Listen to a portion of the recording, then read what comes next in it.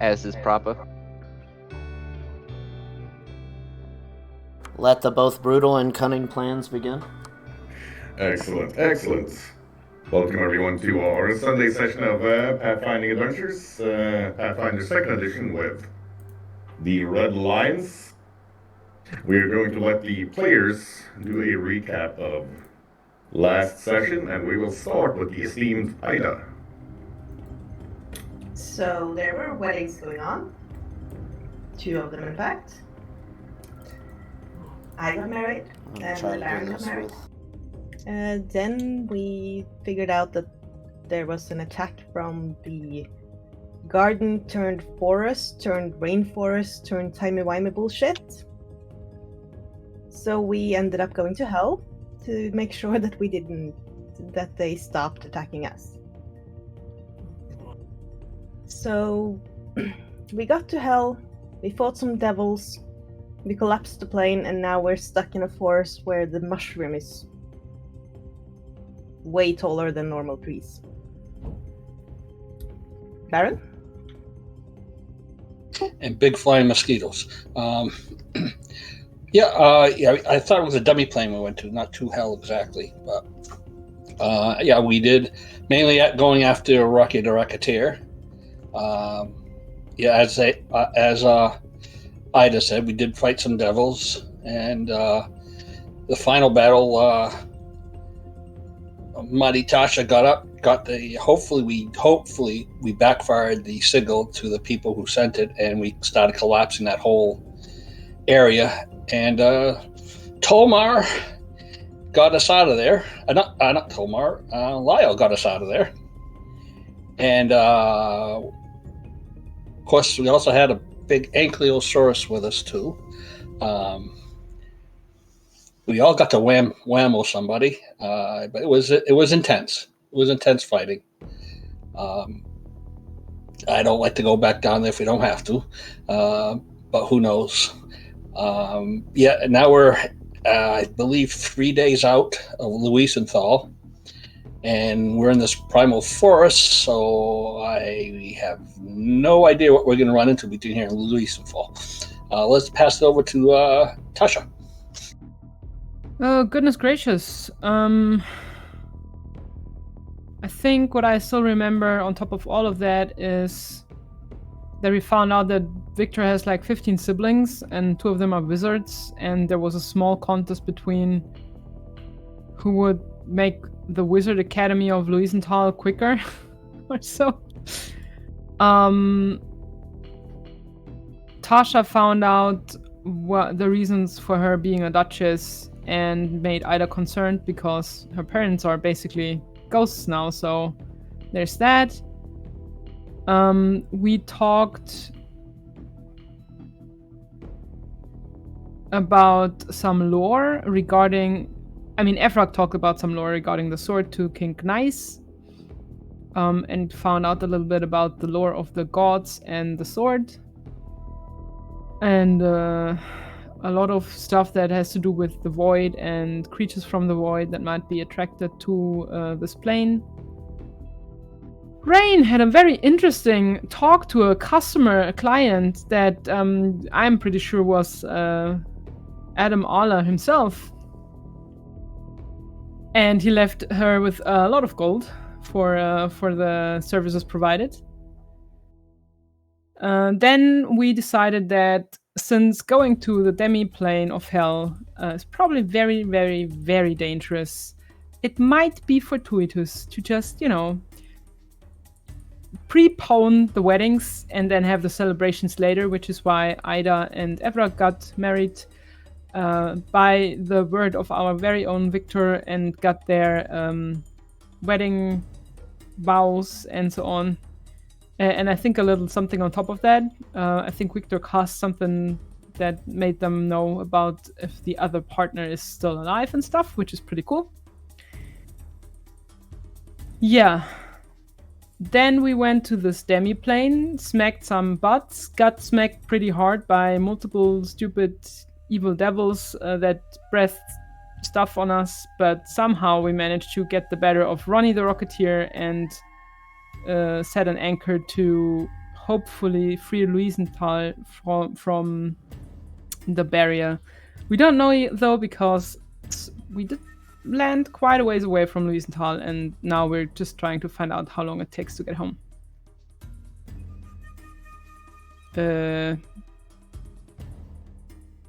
Quinn. Marriage was what brought us together last session. Marriage. Yeah, sorry, my English is failing me. Marriage. I'm sorry. No, I've got Princess Bride stuck in my head for all eternity, so all I can ever think of when it comes up is the bishop. Yeah, we had a fabulous double wedding with some heart bond rituals thrown in there for, good measure. And then we went into a very unhospitable demi-plane of hell, and maybe we don't just go attack actual hell anytime soon, because I couldn't even hit the final boss except on crits, so probably not great for us to go there yet. Luckily, we had a less combative actual mission to succeed on, which Tasha excellently pulled off, even with the negative hit points she managed to reach a couple times. Because that place was scary. And now we're lost somewhere on probably not the prime material, if we're, lucky.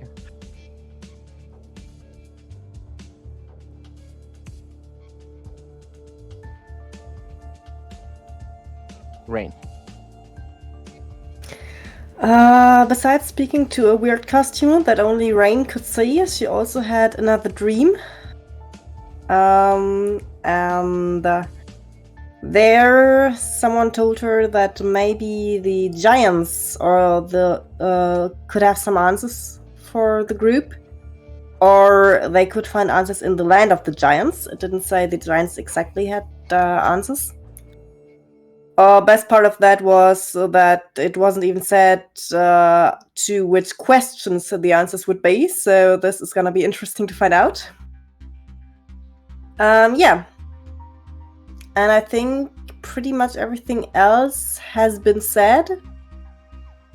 We had a couple of hard fights. It was great that we had as many healers as we have.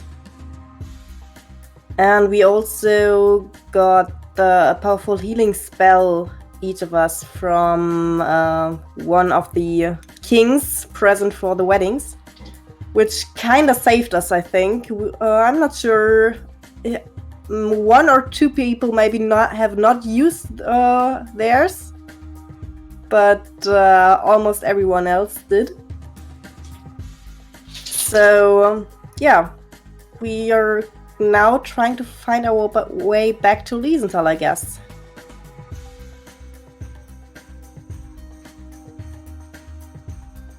Right. Was that everybody?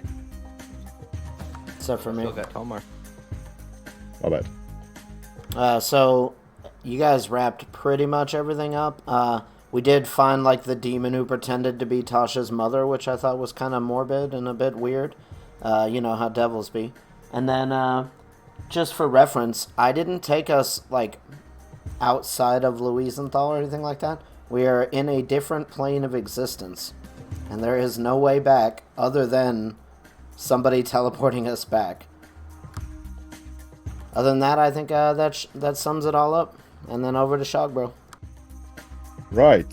So, you've spent the last day moving through the deepest forests and wildest type of flora and fauna that you have ever seen. The trees here are easily 200 to 300 feet tall.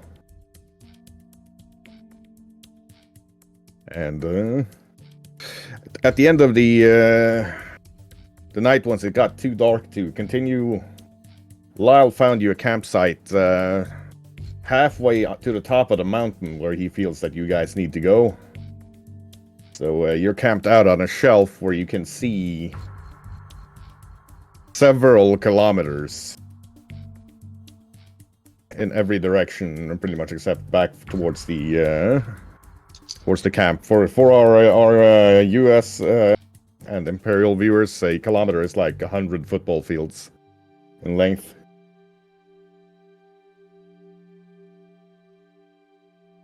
And yeah, most of the parties, most of the groups sleeping pretty soundly. There are allegations of snoring, being very tired after that last fight. But Tasha wakes up. She can hear sound that sounds almost like crying. Looking further up the trail, she sees Tonka laying flat with his ears back, looking unhappy, keeping a distance from Lyle, which is sitting on a shelf overlooking the valley, and there's a little rain cloud floating over him. He's hit by lightning every now and then, but he doesn't seem to notice.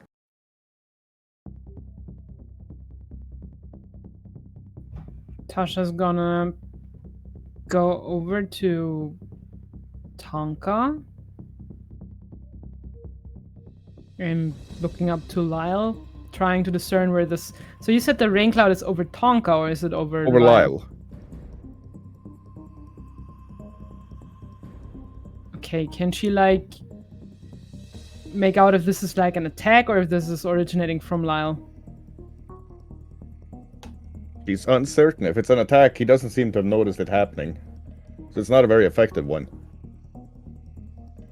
And Tonka gives an unhappy whine and licks Tasha's hand once before looking up at Lyle with a forlorn look in his face. Hey, buddy. Is Lyle doing weird things again? She's gonna give him all the scritches and places a kiss at I don't know what she can reach. Well, she can reach his head now that he's lying flat on his stomach. She's gonna hug him for a little bit, and then she's gonna look up to Lyle and be like, "Hey, Lyle." Lyle just kind of looks over and he says, "Hello, Tasha."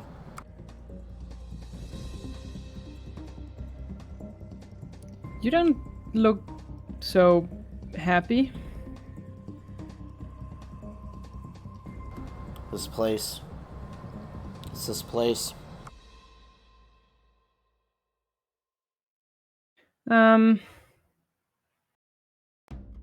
You know what? I'm gonna make us some hot black bean brew, and then I'm gonna try to climb up this tree. And if you want to talk a little, you know. We can talk if you want to. There's something about this place. Yeah. Don't go anywhere. I'll be right back. Tasha's gonna try to make some black bean brew. I don't even know if she can. Because usually Lyle is taking care of all these things. So she's gonna give it a best shot, and then she's gonna go back to Lyle and scratch her head. How far up are you? I'm sitting at an overlook. It's like the top of the hill, as it were. Ah, okay, good. So she can't just stomp up there.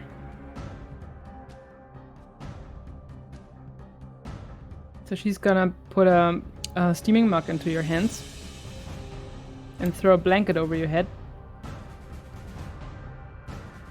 Lyle's gonna look at the cup of coffee as the rain just like falls into it, and he's just like looking at Tasha a little sideways.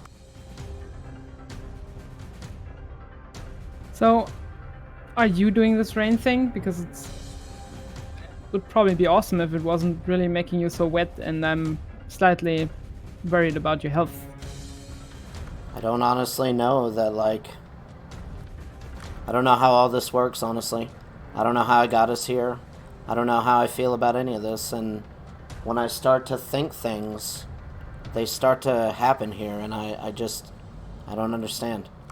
And you see, as he says this, he's just starting to get colder and colder, and you can see his breath.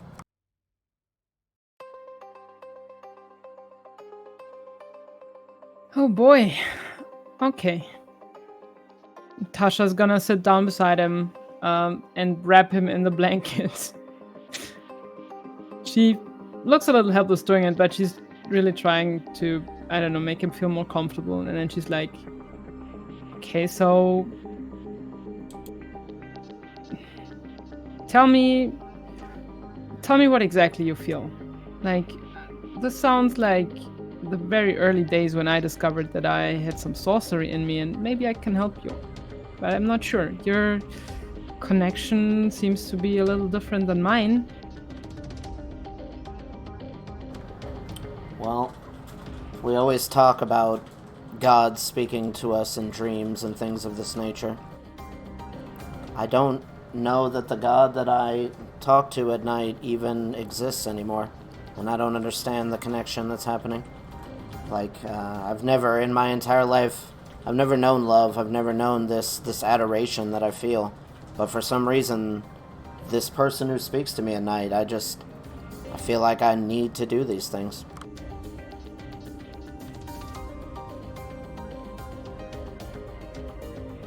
Do you feel uncomfortable when the voice speaks to you? I'm always uncomfortable, Tasha. I think that you know this about me by now. Well, there is still a spectrum, though. You know, you can. I hope that you have days where you feel less uncomfortable, and then maybe days where you feel very uncomfortable. I just try to gauge where you are at and if I can help you at all. I don't know if there is any help for me, honestly. Like, everything made sense. And then someone told me that she loved me. And then a god spoke to me in my dreams and I could do these things. And what do I even do? Why couldn't I just be a ranger, you know, just a man out in the woods, living his life? Well, that's life for you. It never goes the way that we want to, it seems. I just wanted to go away from home and find my mom. And now we're sitting in the same boat trying to find out how to protect the whole world, it seems. It's not an easy task, but I mean, you're not alone. Not anymore. You can really forget about that because we need you and we want you here. And if you need help dealing with this, then, well, I'm at least gonna try. The rain stops falling and Lyle kind of looks at you and he goes, I suppose that's kind of the life we're living now, isn't it? I feel like I said many times that as a mercenary we should kind of just deal with what's thrown at us. Maybe I should follow my own advice.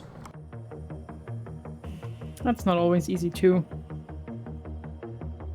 You at least have advice. Like, to me, you feel pretty old, honestly. Like someone who has seen things, has lived through things. Compared to that, I'm a pretty spoiled brat.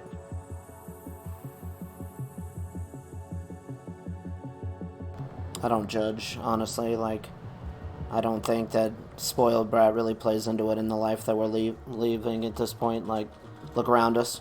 I actually am not even sure how to get us home from here. We'll figure it out. As I said, you're not alone. We all bring some skills to the table, and I'm sure we can find a way. You said that this place does what you want it to do, so maybe you just need to think of home. The weird thing is that even though I've never been here before, this place feels like home. Like, I feel like every tree, every mushroom, every animal is like a brother to me. It's like a part of me. But I've never even been here. Like, I don't understand. You know, that's the funny thing about home. It's not about, you know, it's not always about a place, it's not always about people. Home is something different for everybody. I think I never truly felt at home in Hollowfaust, sort of. I mean, it is my home somehow, but you know, this feeling people talk about, feel, you know, protected and safe and loved. It comes in many forms and in many colors, and you don't have to have been here to feel like home here. I'm actually happy for you that you can feel like that because I think it's a precious feeling. Maybe you should not overthink it and just enjoy it for once. Just let go a little. I'm not sure that overthinking is something that I can break or stop, honestly. Look around us. Like, this place is terrifying. What does that mean if I feel at home in this place? I don't think this place is terrifying. Also, I mean, it's not like it's trying to eat us every 5 minutes. It's not spitting cones of cold at us, and it's also not spitting fire at us. So I can think of less comfortable places and more horrifying places than this. No, you're probably right. We've been in some worse places than this, haven't we? You I can don't hear muttered cursing and let me down, you big lug. And then Tonka trots up and lies down next to you and just places Rain, sleeping bag and all, in Lyle's lap. Lyle immediately gets on the defensive. He kind of shakes his head a little bit like, what's going on here? Keep that damn dog under control. I was just sleeping peacefully. Somehow I doubt it. I think that. She Sorry, you go first. she wriggles out of her sleeping bag. Yeah, what did you think?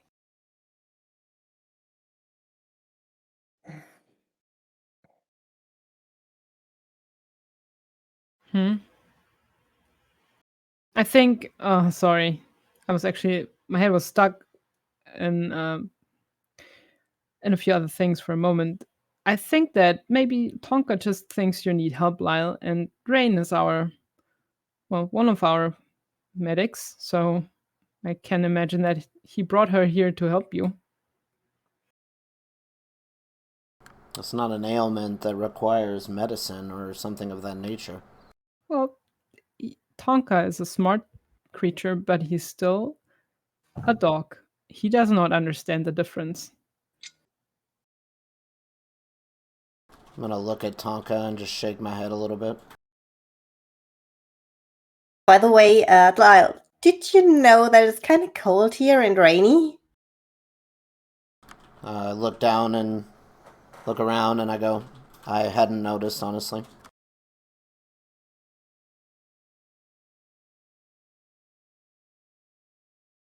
Which is just one more,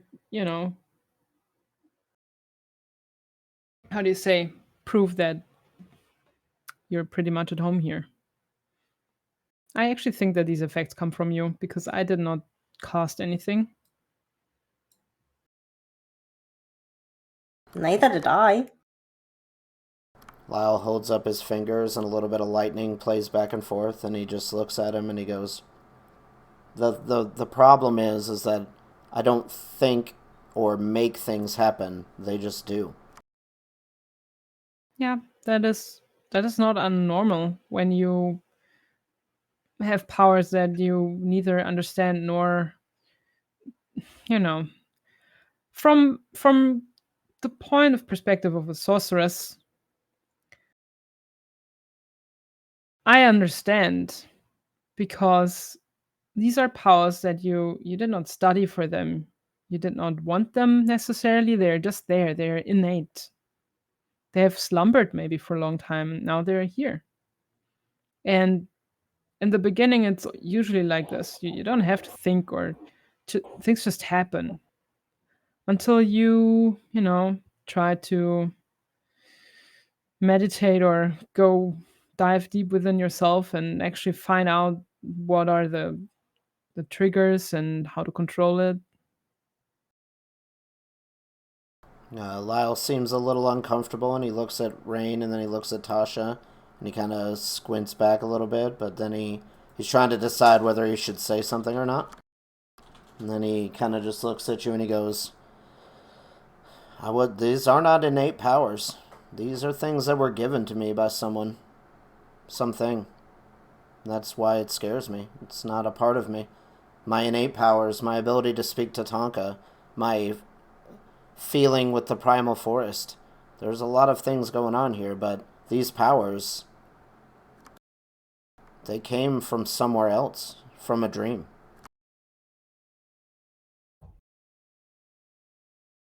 I know the feeling when someone or something just presses you into a fate you didn't ask for. But as for my part, I'm glad he did. Because of that, I met all of you, and I'm really glad about that. And she hugs Lyle. Lyle doesn't fight it for once, but he just kind of sits there really stiff, like awkward, like. Do you see that over there in the forest? Do you guys see that? And there's a 300-foot tall Chinese straw hat wearing humanoid walking through the forest.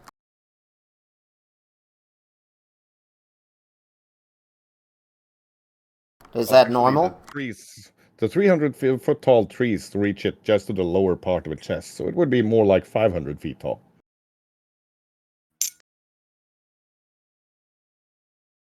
No, I'm not deflecting this time. There's literally something over there. That You can't see it now that he points it out. It's been so silent that you actually didn't notice it. Do we have to be worried about this? I'm not sure.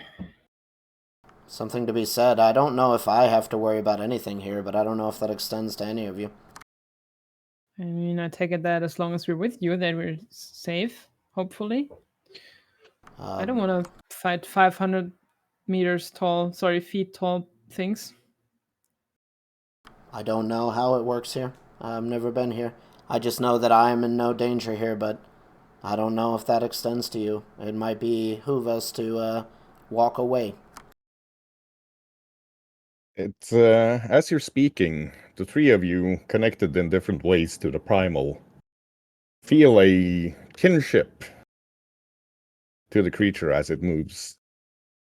And it turns kind of without turning. In one moment it's facing another way, and suddenly you see two huge green glowing eyes looking down at you, even though you're fairly elevated. You feel a sense of safety and comfort, like sitting on your dad's lap when you were a child.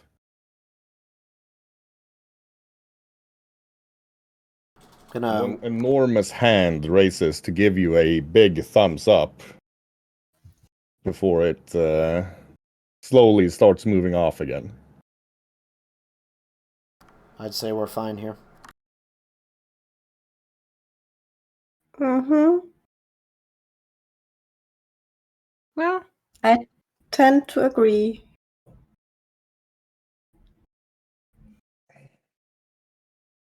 so do you want some help with this whole powers that you didn't want? Because I feel like we're all sitting in the same boat a little bit here. I think it's a thing that I'll have to learn on my own, honestly. But I think it was good for me to talk about it. I've kind of tried to ignore it. I've kind of tried to pretend like none of these things are happening, but maybe it's time for me to actually be part of this adventure. Yeah, maybe next time. I'm just more persistent in giving you a kick in the butt too.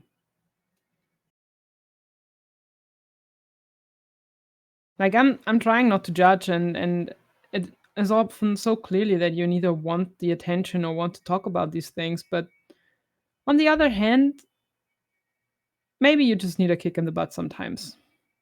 You certainly gave me a kick in the butt several times. These things have happened from time to time.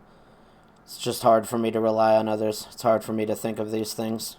I've just handled this, me and Tonka, our entire life. I don't know exactly how to accept all these things. We can work on that slowly. We will help you. We're here for you. All in your pace, Lyle. I'm not trying to persuade you to do anything you don't want to do. But The ice and the cold around Lyle kind of goes away a little bit, and he shakes his head a little bit, and he goes, "We should probably wake people up. There's something we should be doing, I'm sure." And he just walks towards the camp. Tasha's gonna run down the hill she's gonna climb Tonka and just blanket hug him, and she's letting Tonka carry her back because she's lazy. Oh, great. And I have to carry all my stuff back alone. Now come up here, come on. There's enough space for you. Come. Tonka looks down at Rain's stuff and her complaining and just looks like, oh. And then he carries everything down in his mouth, including Rain. Good boy. Good boy, Tonka. Yes, you're the bestest. We love you.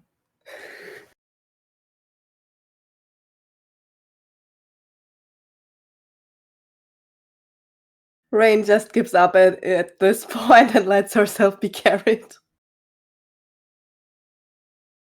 Yes, let yourself be carried away by the big doggo. It's fine. Just relax. He's definitely not thinking about having her as a snack. No, definitely not. Tonka would never. He knows friend from foe. Yeah, as you walk down to the camp, the rest wake up from hearing Rain's muffled protestations from inside Tonka's mouth. Is it morning yet? Yes, it is. The full moon is pretty much mid in the sky. You're lying. I don't know. I was awake. Strange I thought it was definition of morning. You can, I mean, then just keep sleep and I'll have the rest of the watch and I'll, dry off poor Rain, who's been slobbered on. Tasha starts prestidigitation and, cleaning up Rain and her backpack and stuff. Lyle just goes to his bed mat and just lays down and immediately falls asleep.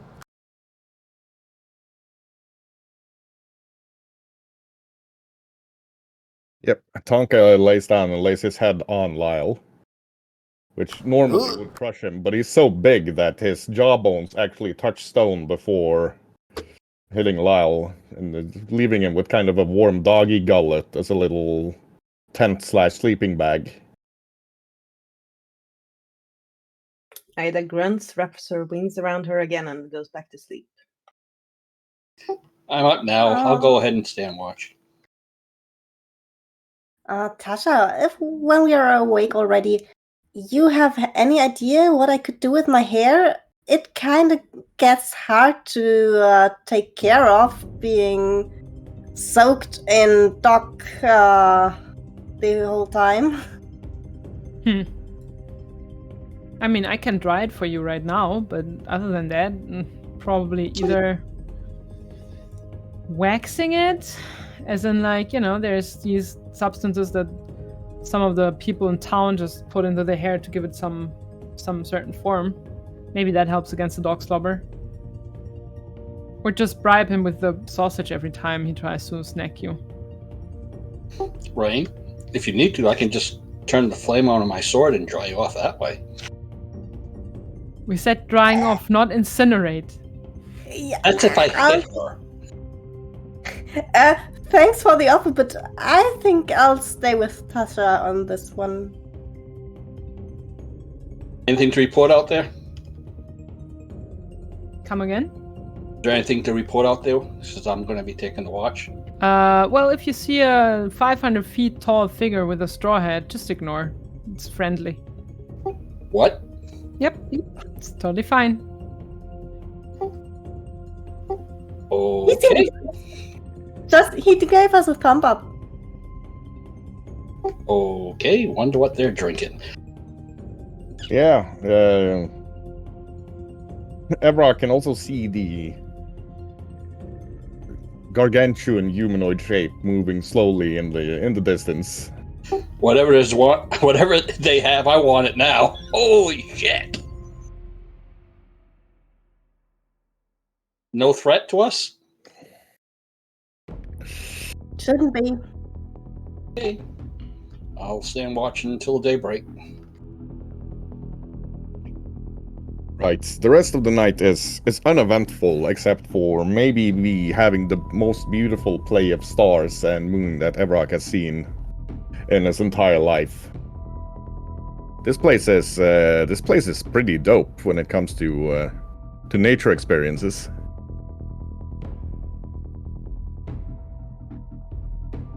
The morning after, Lyle keeps leading you up the mountain until the forest gets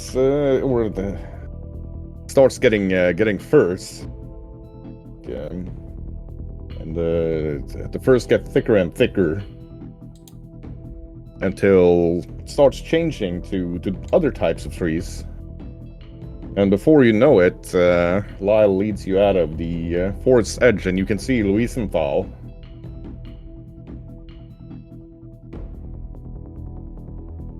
I'm not even gonna ask. It's probably for the best, honestly. See, you did it! Easy peasy. Knew you could do it. What do we see as we look down on Louise and fall?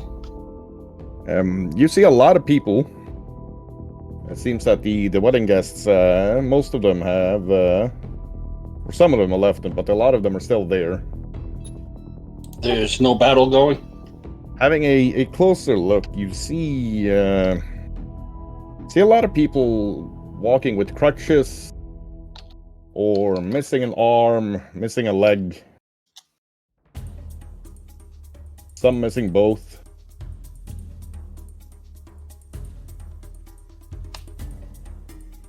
You can hear a guitar being played in there, and a tired-sounding dwarven voice singing. Come gather around, people, wherever you are. I'll tell you about the great long insect war.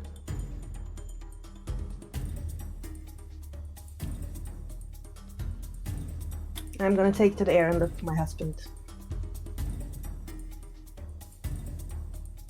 Right, taking to the air, you see him sitting outside of Arrow Hall? Arrowhead? What do you call it? Arrowhead. Arrowhead. Smoking a pipe. He looks different to when you last saw him. He's got a long, thick, bushy beard. Where he was clean shaved last time when you got wed, just yesterday. The long, thick black hair as well. There's a patch over his left eye. He's got a necklace made of maybe 30 centimeter long claws that look like they come from some sort of insect. His fancy clothes have been discarded. He's now wearing a chain vest of a dark bluish material. The biggest change is that his right arm seems to be made of granite. Next to where he's sitting, smoking his pipe, you see a crossbow of a type you haven't seen before. And a very big crossbow of a type you haven't seen before. And a big machete made of the same material that his chain vest's made of.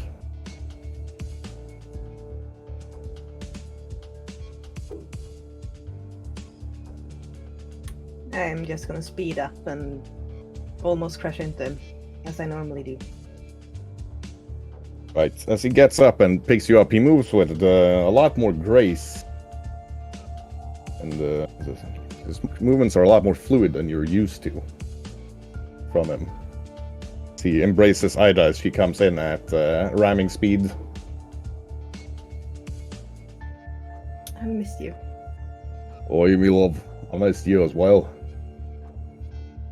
At times I thought I'd never see you again.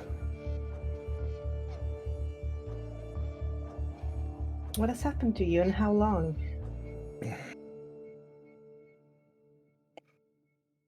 Long story. I'll the rest back. The They Baron. are coming in now. I took a shortcut. Right then, he gives Ida a kiss on the top of her head. Reckon we'd better head down to the old pub. Yeah, we'll meet them there. I do too. It's an unpleasant story. I'd rather just tell it once. I understand. It's good to see you, though. It's good to see you too, love. If there's any consolation, it's only been about 2 days here in Louisenthal. Yeah, that's about what it's been for us as well. How was Elle? How was Elle? Hellish? Pretty much what I figured it would be like. It was hot, smelled bad, and full of bad stuff. Oh, sounds like the jungle. I like your hair, though.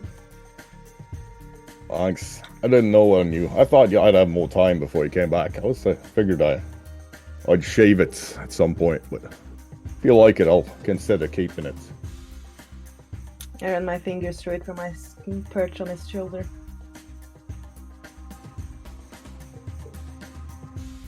Walking down to towards the inn, both groups, both Ida and Belly Tumbler and the rest of you see a lot of dwarves and humans you don't really recognize.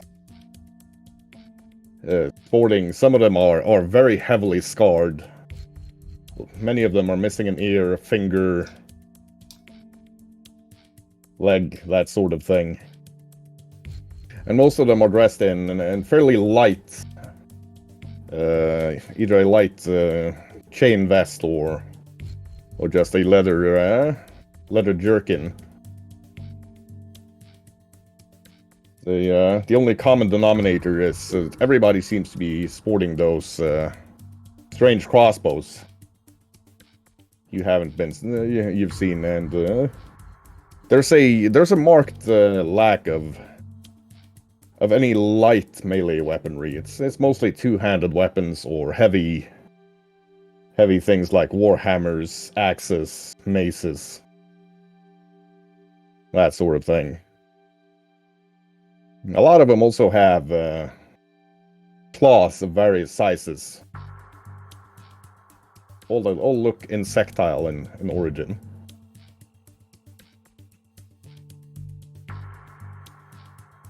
Well, that's unsettling. Did Gunde make it?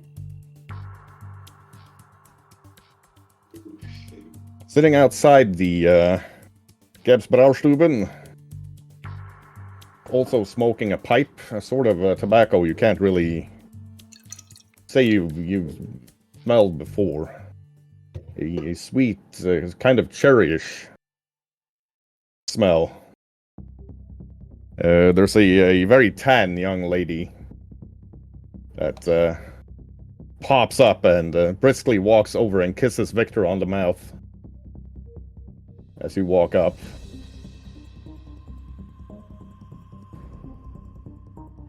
Why, hello there, milady. How was your trip? Been a long 18 months, my love. How was yours? It was a long 2 days.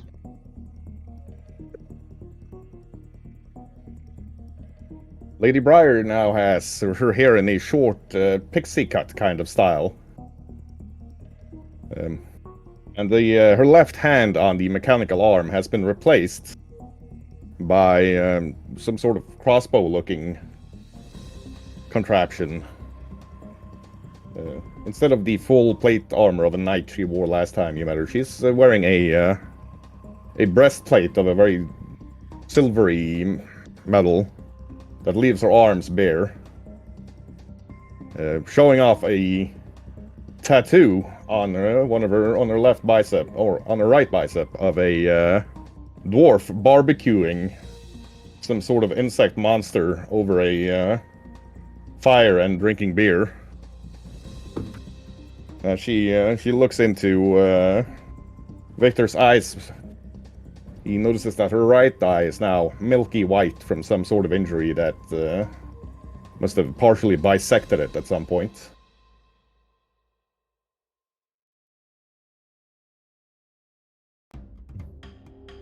She leans in and whispers something in Victor's ear, and you can see him go cherry red before she pulls back and grins and says, "But first, maybe we should have a beer and hear your story of going to heck."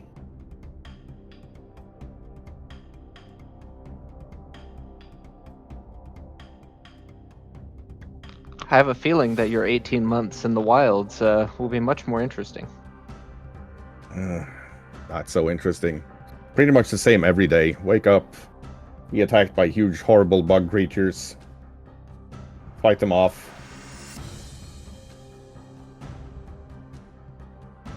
repeat ad nauseum.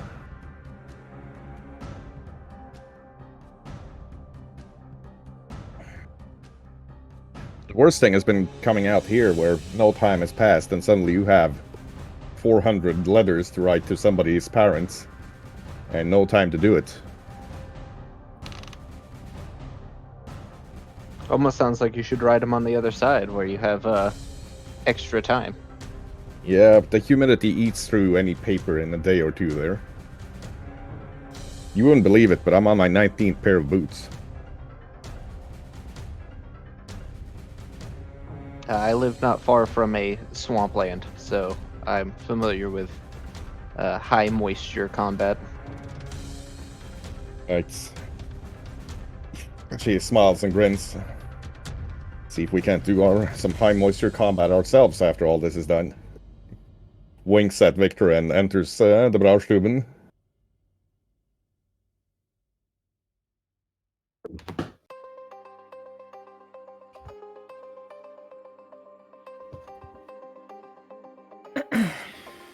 Inside the Braustuben, you see a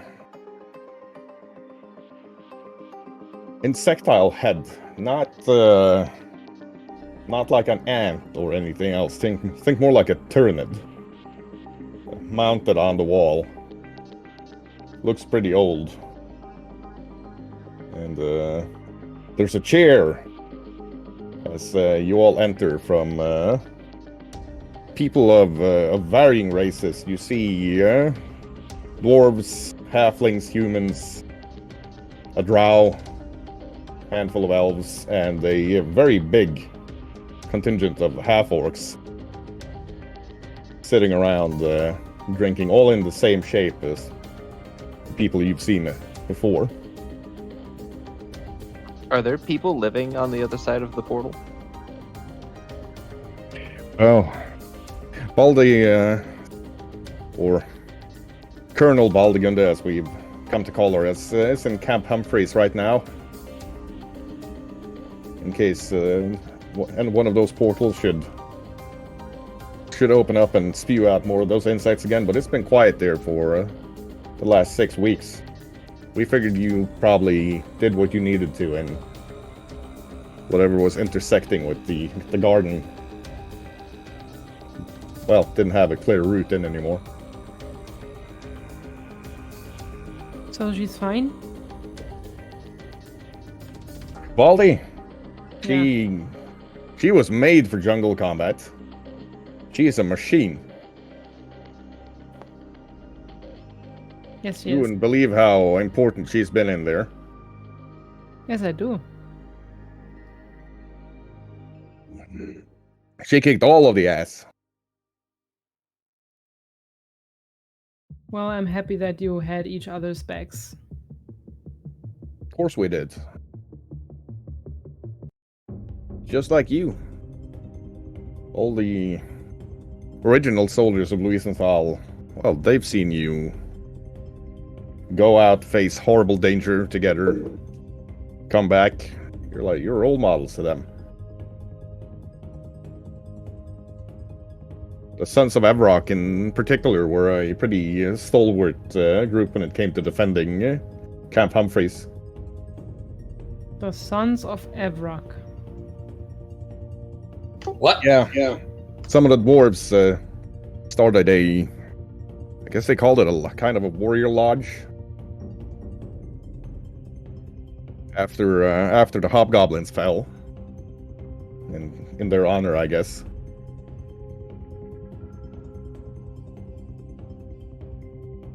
That's a shame. I did like the hobgoblins. They were very reliable. Hadn't been for them, we would have been overrun. They will be remembered. So what about the kings and queens? Are they still here, or... I mean, did they join the fighting? I've lost track of who went into the insect war and who stayed back in Louisenthal. I believe they were busy, banishing demons and stuff like that, but...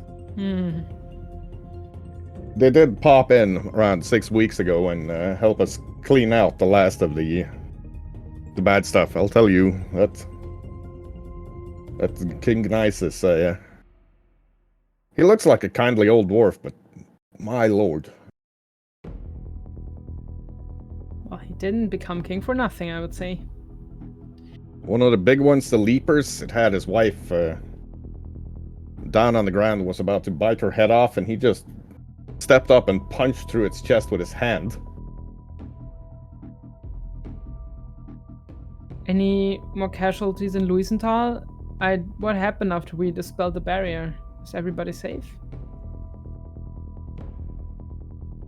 You've all gotten beers and some deep fried crickets with the spicy red powder on them, as the Lady Briar and Belly Tumbler settles in. So we quickly realized we need a hand fighting back the hordes of insects once they started showing up.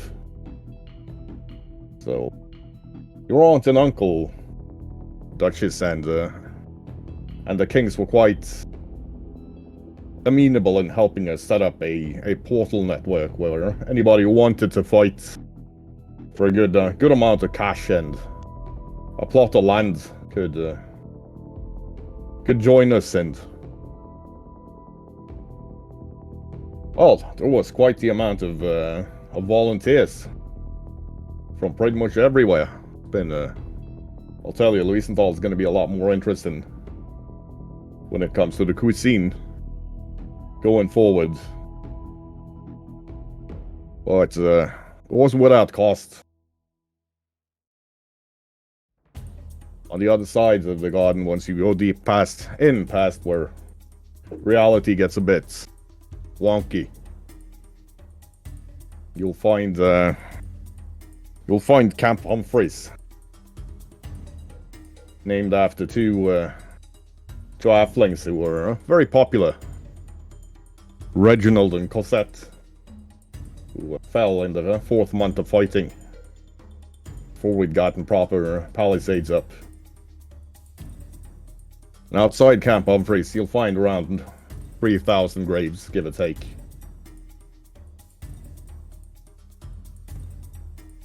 But we managed to hold them a couple of times. They seemed to, some of them must have been able to slip by, but they materialized in the hospital. Mr. Armand handled them.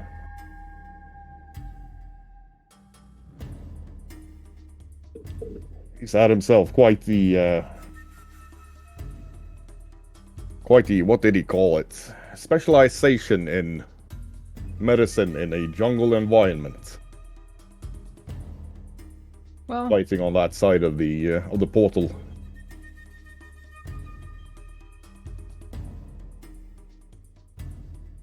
A bloody jester showed up a couple of times as well. Looks like a gnome. Just, dressed like a harlequin. Killed him several times. I ran him through myself. But a couple of days and he'd be back. Can't seem to get rid of the bugger.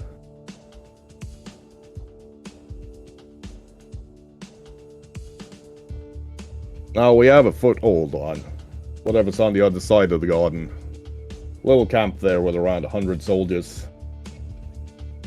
On garrison at the moment, we had closer to 3,000 there at the, height of the fighting, but once the insects disappeared, they,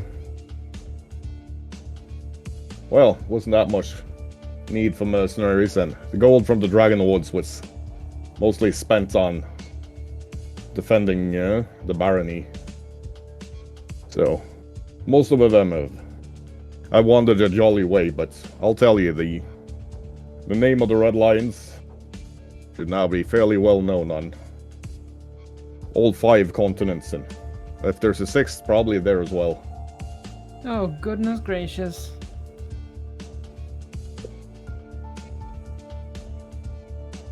Compared to that, our trip to the demiplane was almost a walk in the park.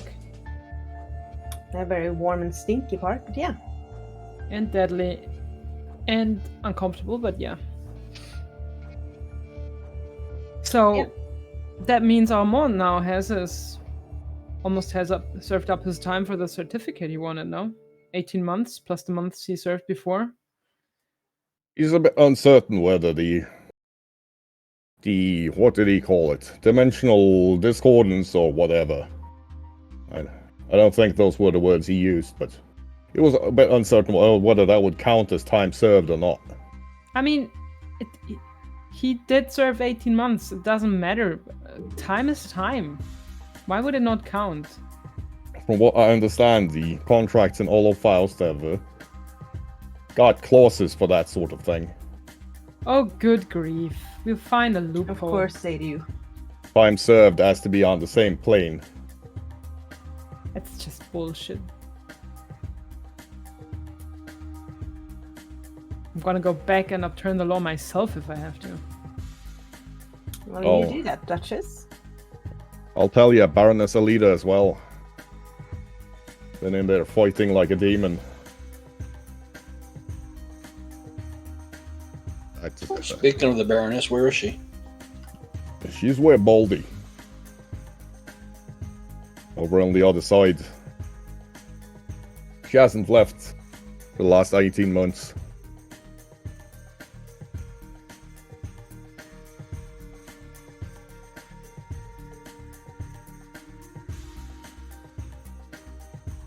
Her and a war goat. Well, let's just say that lady can wield a lance and a hammer equally well.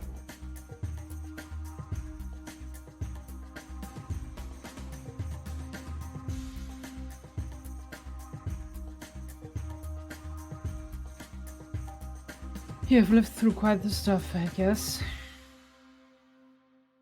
But sometimes the only thing keeping spirits up after a particularly odd fight with Nashiram.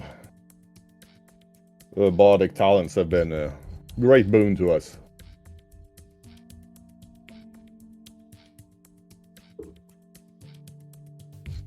Well, is it possible to just cross over? It shouldn't be much of an issue. Been no ambushes in the crossings in the last 6 months. No, 6 weeks. But should you meet any bugs, just be aware, they go for the ice and ants. Can bite them right off with a clean hit. Take your eye out with a stinger. I already lost my eye once. I'm not very keen on doing that again. Let's try to avoid that, shall we? But, as I said, I haven't seen them in a long time.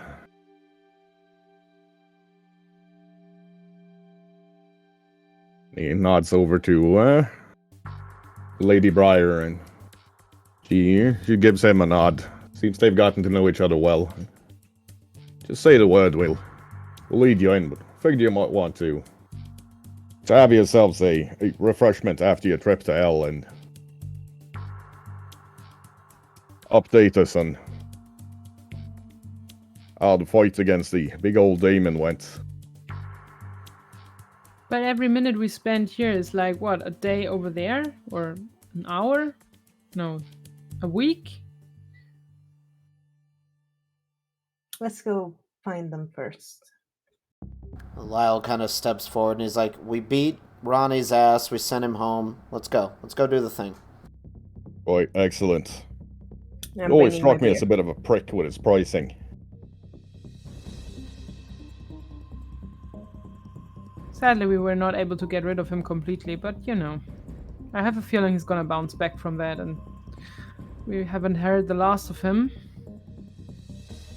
They get up and start leading you towards the garden while Belly Tumbler mumbles to himself, I hope they beat him and I hope nobody should have to pay that kind of price for cloudberries.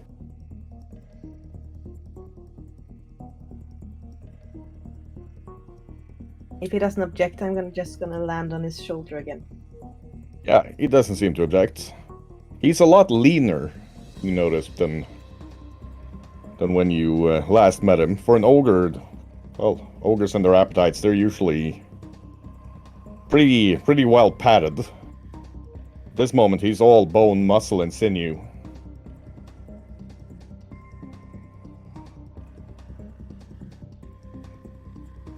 I whisper in his ear that I can't wait for our wedding night. It's been way too postponed by now. Hey, it's been almost 2 years. That must be some kind of record. The Baron and them are married before us, so they are beating us by minutes. They lead you, you enter the hospital. The hospital is full. It's got probably twice the amount of beds you saw before leaving, and a lot of nurses. There's a lot of halflings bustling around.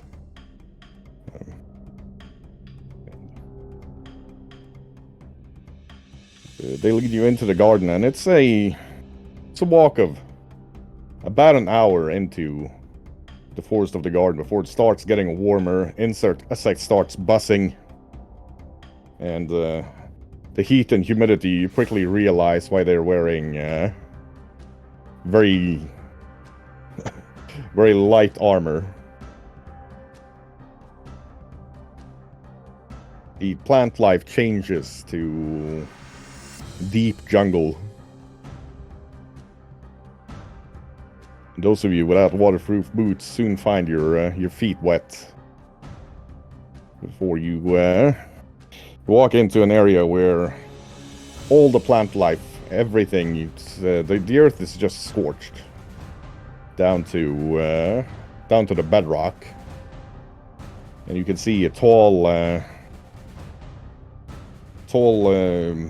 stone walls with some pretty brutal looking metal spikes on top, surrounding a camp where you can hear a lute playing.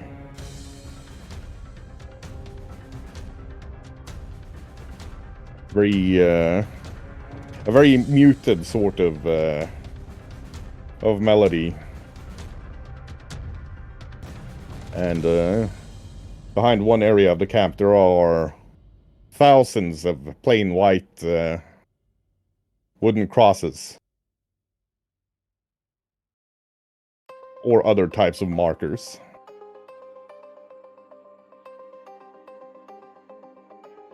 Oh my god, this is terrible.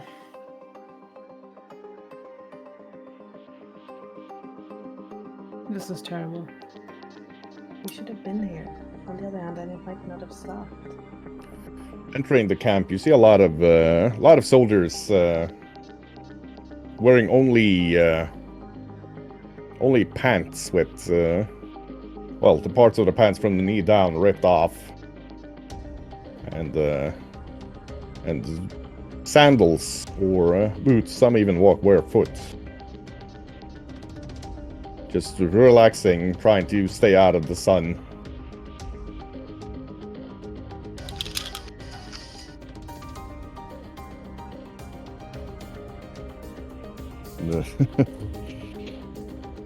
Sitting, well, not sitting, but standing in the middle of the compound under a sort of tarp keeping the sun off their heads. You see a woman with her skin even darker now than the last time you saw her, with her hair no longer braided, but in a big poofy afro.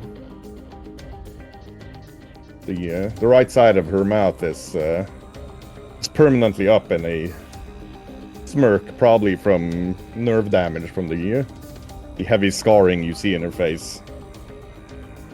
Walking around, she's just wearing some fairly light hunting leathers, leaving most of her skin bare, and her tiger tail swishing about.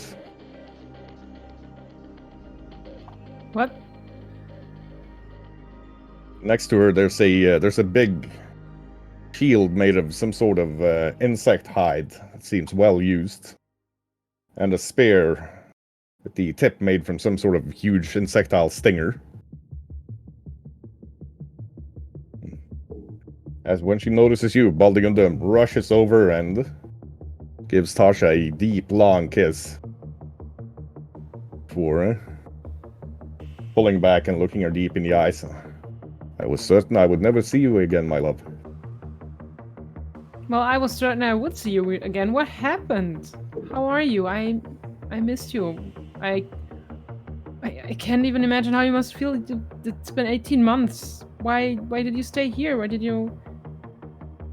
I mean, I know why you stayed here, but it's like... How are you? Well, we haven't seen a bug in 6 weeks, my love. So, I am good. You There's got a been- tail. Where did the tail come from? Well, there was a spirit of the jungle. It's a long story. Let's just say I had a very interesting week foraging for supplies. Oh, it was roughly in the 6th month of the war when the insects had cut off our supply lines. Before Color Sergeant Belly Tumbler managed to smash his way through with his company of ogres. I feel guilty I wasn't here to help. Love, you went to hell. Not quite, but almost, yes. But I just went to hell for like a day, a few hours. You went through hell for 18 months, minus 6 weeks. Look, she looks Tasha deeply in the eyes. Trust me, those of us fighting here, we've had almost a year and a half to consider this thing.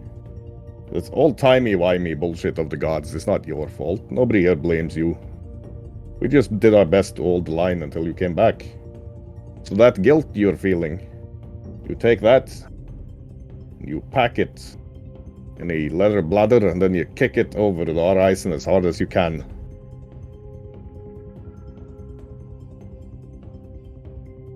You literally went almost to hell for us. We're pretty thankful for that. We just had to fight bugs for a couple of weeks. Yeah, pretty dangerous bugs. They were not pleasant, but they were a hell of a fight. Did any of the magical personnel help you? Did any of you find out how to maybe close this sort of gate so you don't have to fight bugs anymore and can come home? Oh, we were pretty certain that it was going to close when you had done your thing. Seems this place intersected with... it's hard to describe, but according to King Nice, there's a hell for bugs as well.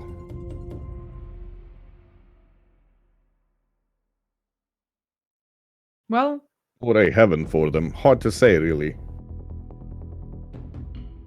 Might have been both. so let's go home. Ah, yes. Let's wait until the Baroness and her patrol get back. I don't think some of the lads and lasses here can... Well, they'll need some time to just wind down here before trying to adapt to life in Louisenthal again. I guess you're right.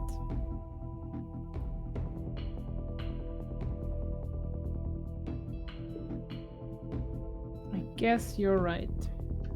It'll be important to keep them gainfully employed. And is there anything we can do for you? You can stop looking like such a bunch of sad sacks. We won the war. We also lost a lot of lives, I see. It's war, my love. People die. It comes with the territory. If it was easy, anybody could do it.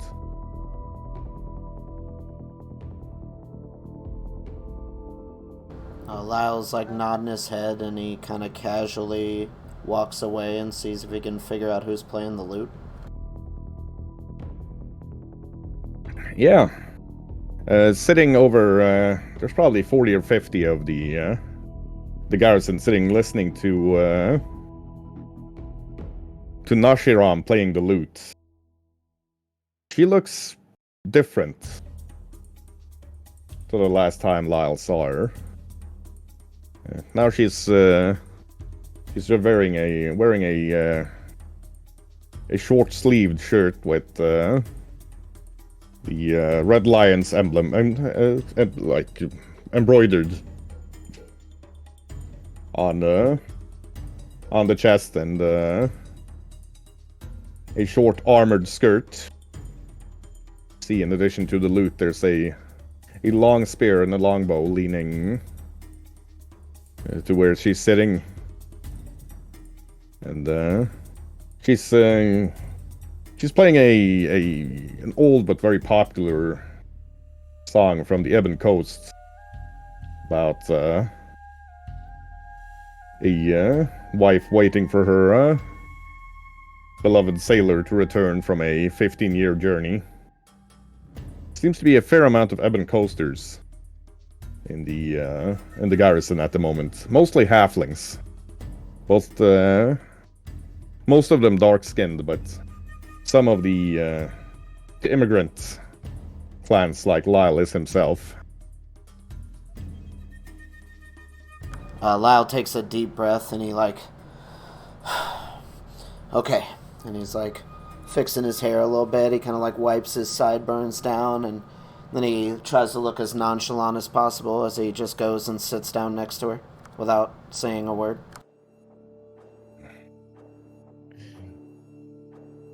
She as she finishes playing the song, she kind of casually leans her side against Lyle.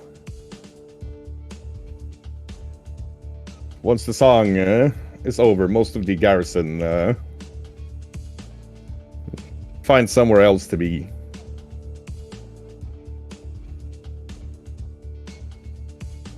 She gives Lyle a dazzling smile and... So, how was hell? It was rather warm, honestly. How was the bug war?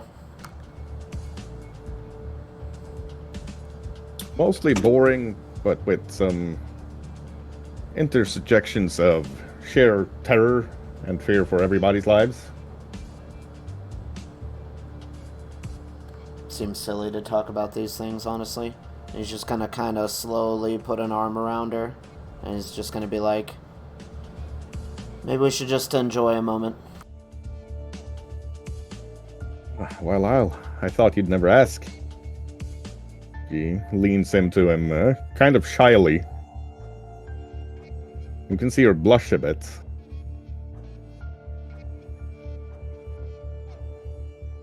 He stiffens a bit, but then he's like, okay, and he pulls her in.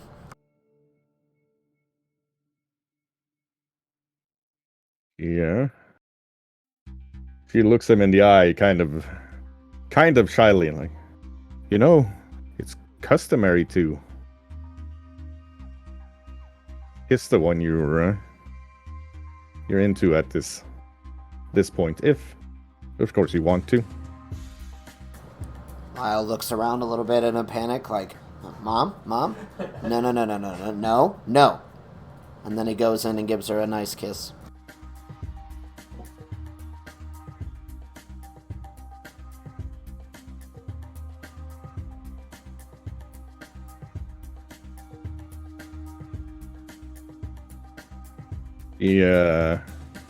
She looks him deep in the eyes and is about to say something when Lyle can hear a firearm going off. And from the distance he hears Belly Tumbler, "Oi, you! Latrine duty!"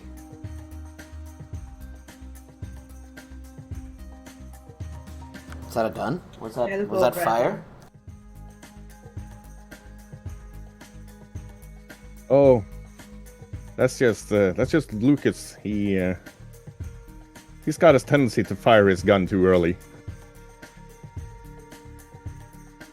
Oh my.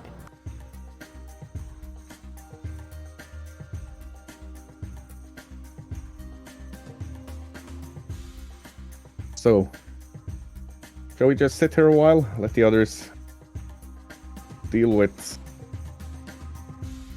stuff before we, I don't know, go back to Louisenthal and consider a nice candlelit dinner? I think that sounds perfect, my dear. As he calls her dear, she kind of does a little giggle before collecting herself. Now I was just gonna sit back and get comfortable and enjoy the moment. Somewhere in the distance, Tasha is so proud of him. Ida's still trying to look the part of the confident commander, but she's squealing.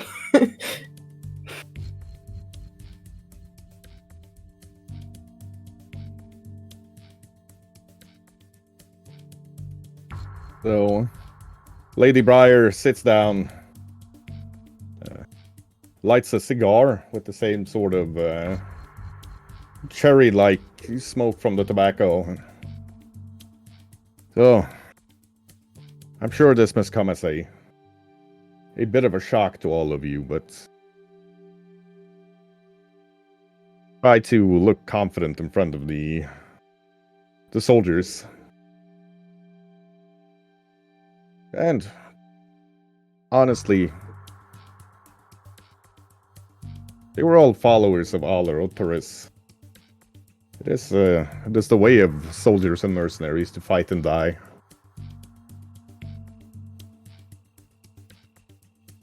And it is the job of the living to remember them and their sacrifice. True. Trust me, we've had a lot of time to think about it during the burials here. We kind of all agreed that we'd try to celebrate their lives, instead of mourning their deaths. Seems more productive.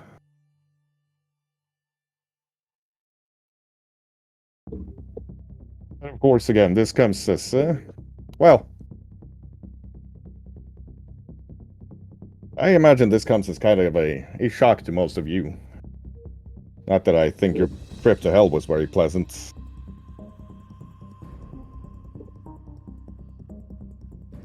Evrock's looking at the graves. He can see a dwarf with a short-brimmed but very stiff-brimmed hat in the same colors of the jungle move out of the clearing about 300 meters away. 300 meters, that's 150 fridges for you Americans. Carrying his crossbow at the high ready and turning and nodding before 14 other soldiers exit the clearing and start jogging over to the camp. One of them being the Baroness, riding on a war goat, dressed in an armor seemingly made of insect chitin, with a lance and a shield with a big brass lion's head embossed in the front. She rides straight up to Evrock. Nods. Baron? Wife? Yes, husband. I'm aware that I am that as well. It's been a while. Well, for us anyway. I don't know how the timey bullshit works in heck. We were only gone for about 2 days. Did you beat up Sly Ronnie? Let's just say where he's going to be, hopefully we won't see from him for a little while. Maybe 1,000 years. 1,000 years would be too soon. I agree. Unfortunately, we're only on the demi-plane. Oh. But yes, it was. We came close to losing a few, but we prevailed. I don't know if the lashback worked against the people who set the initial portals up. But we destroyed several devils down there. It was not as bad as what I see here. Oh, my dear. This was a war. I mean, the opponents were horrible, chittering insect monsters who wanted to kill you and lay eggs in your brain, but still, just another war. Although I would have preferred it to be, if you could make like certain that next contract for the Red Lions is in, say, Alpine Mountains, that would be great. I don't think this is in the contract. Oh, we've been writing a lot of contracts. We have around 600 hardened, experienced fighters who definitely want to, let's say, get some payback for having to fight in this jungle. Excuse my bluntness. Get off your damn goat and come here. She grins and pops off the goat. Walks over and tries to find a good angle to kiss Evrock before just taking her helmet off. Yeah, I take my helmet off too.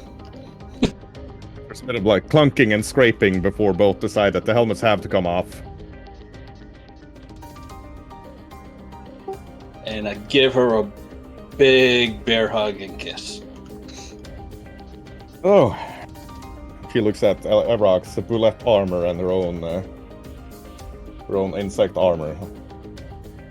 Well, these are nice, but we're gonna have to find some nicer clothing for everyday wear. I agree. Hopefully this portal will be shut. It's been quiet for 6 weeks, I've been told. Yeah. We're honestly mostly here for the last 100 or so. This company here, they're the ones who've been fighting the longest, and they need time to wind down before going back to Louisenthal. I understand. After many battles I've done with the Lions of Reardum, sometimes you need to be by yourself for a while to try and gather your thoughts. Yeah. I reckon me and Baldegunda will stay here for another couple of weeks with them until they're... I'd rather you not. Well, dear husband, I fought and led these men and women for 18 months, so... I understand. I will.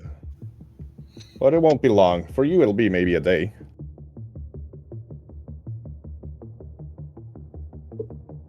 And hopefully we can, I don't know, start regrowing this camp, turn it into farm or something. There's a lot of interesting plants and berries in this area that we can't get in, well, our part of the world. But the issue is the time difference between the two. Yes. Honestly, you and the command staff should consider getting back to Louisenthal, and there's roughly 500 soldiers there who have been waiting your return to be officially sworn into the Red Lions and the barony.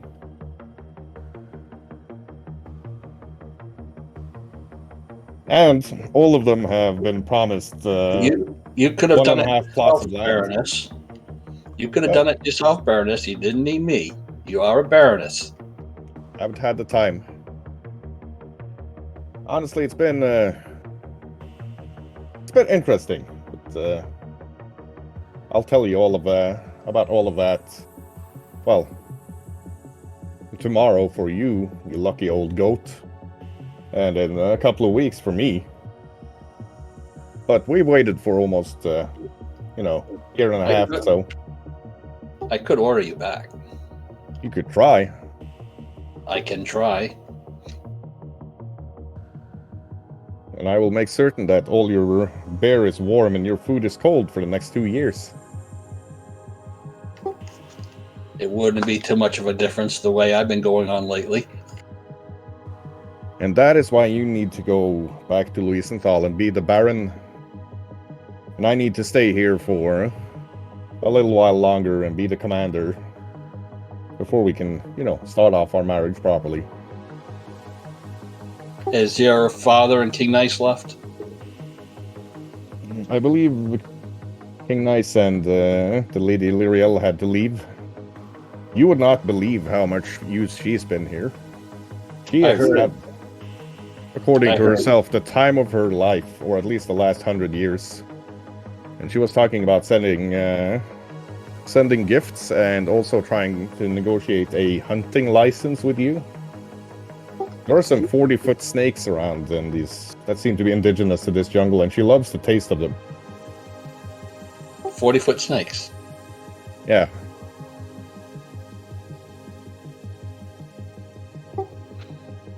Of course, I'm not going to argue. She wants a hunting license. Yes, I'll give it to her. No problem. Yeah. There's a lot of interesting wildlife here. The snakes hunt the centipedes. The centipedes hunt the giant spiders. Giant spiders hunt the snakes. It's like that old song from Rockathum, The Circle of Life, except here it's more like a circle of death. But it's kind of nice when you get used to it. Everything makes sense here.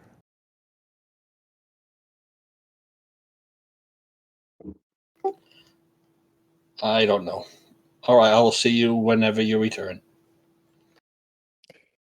I don't like it, but I understand. And has your father left, or he's still around? I am uncertain. I haven't seen him for a couple of weeks, but that wouldn't be long in the real world.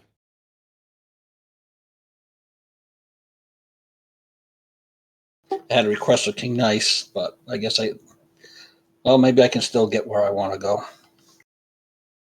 Where we want to go. Tell me all about it over dinner. Well, tomorrow for you when we get back. As long as nothing else comes up over on the other side. Still got a Dragon Lich and an Elder Green Dragon out there someplace. It's Louisenthal. I'm sure something horrible is going to attack you and keep you busy, and you'll make some sort of new archdemon, undead, god enemy while in the day that I am gone. No, thank you. I'm hoping we got rid of one of our main chess pieces here, but I got a fine feeling there's a lot more out there, and I think we're just pawns. Well, you're the Baron now. Time to start playing the game instead of being a piece of it. I'm sure you'll think of something, my love. I see a lot of letters I gotta write. I understand. You're not writing anything. I've commanded these men. I'll be writing these letters. They're still part of my barony. Yes, but they're part of my dang company. Now, let's go over and meet the others. I see Victor is eyeing those stacks of paper, and I don't want him making a mess.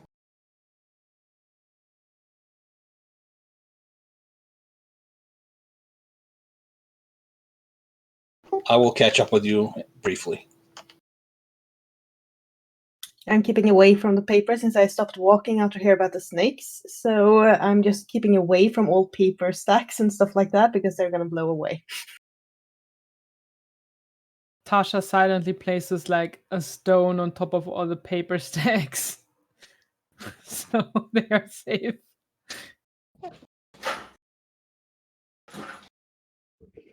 There's something Tasha would like to try together with Rain and Lyle. Very well. How can I help?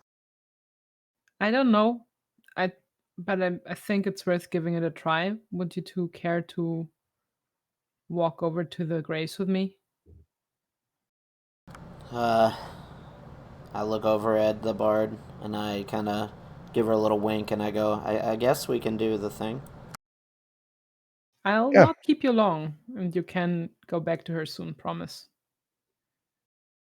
She gets up and follows you over. Yeah, or she can just come, of course. You're always invited.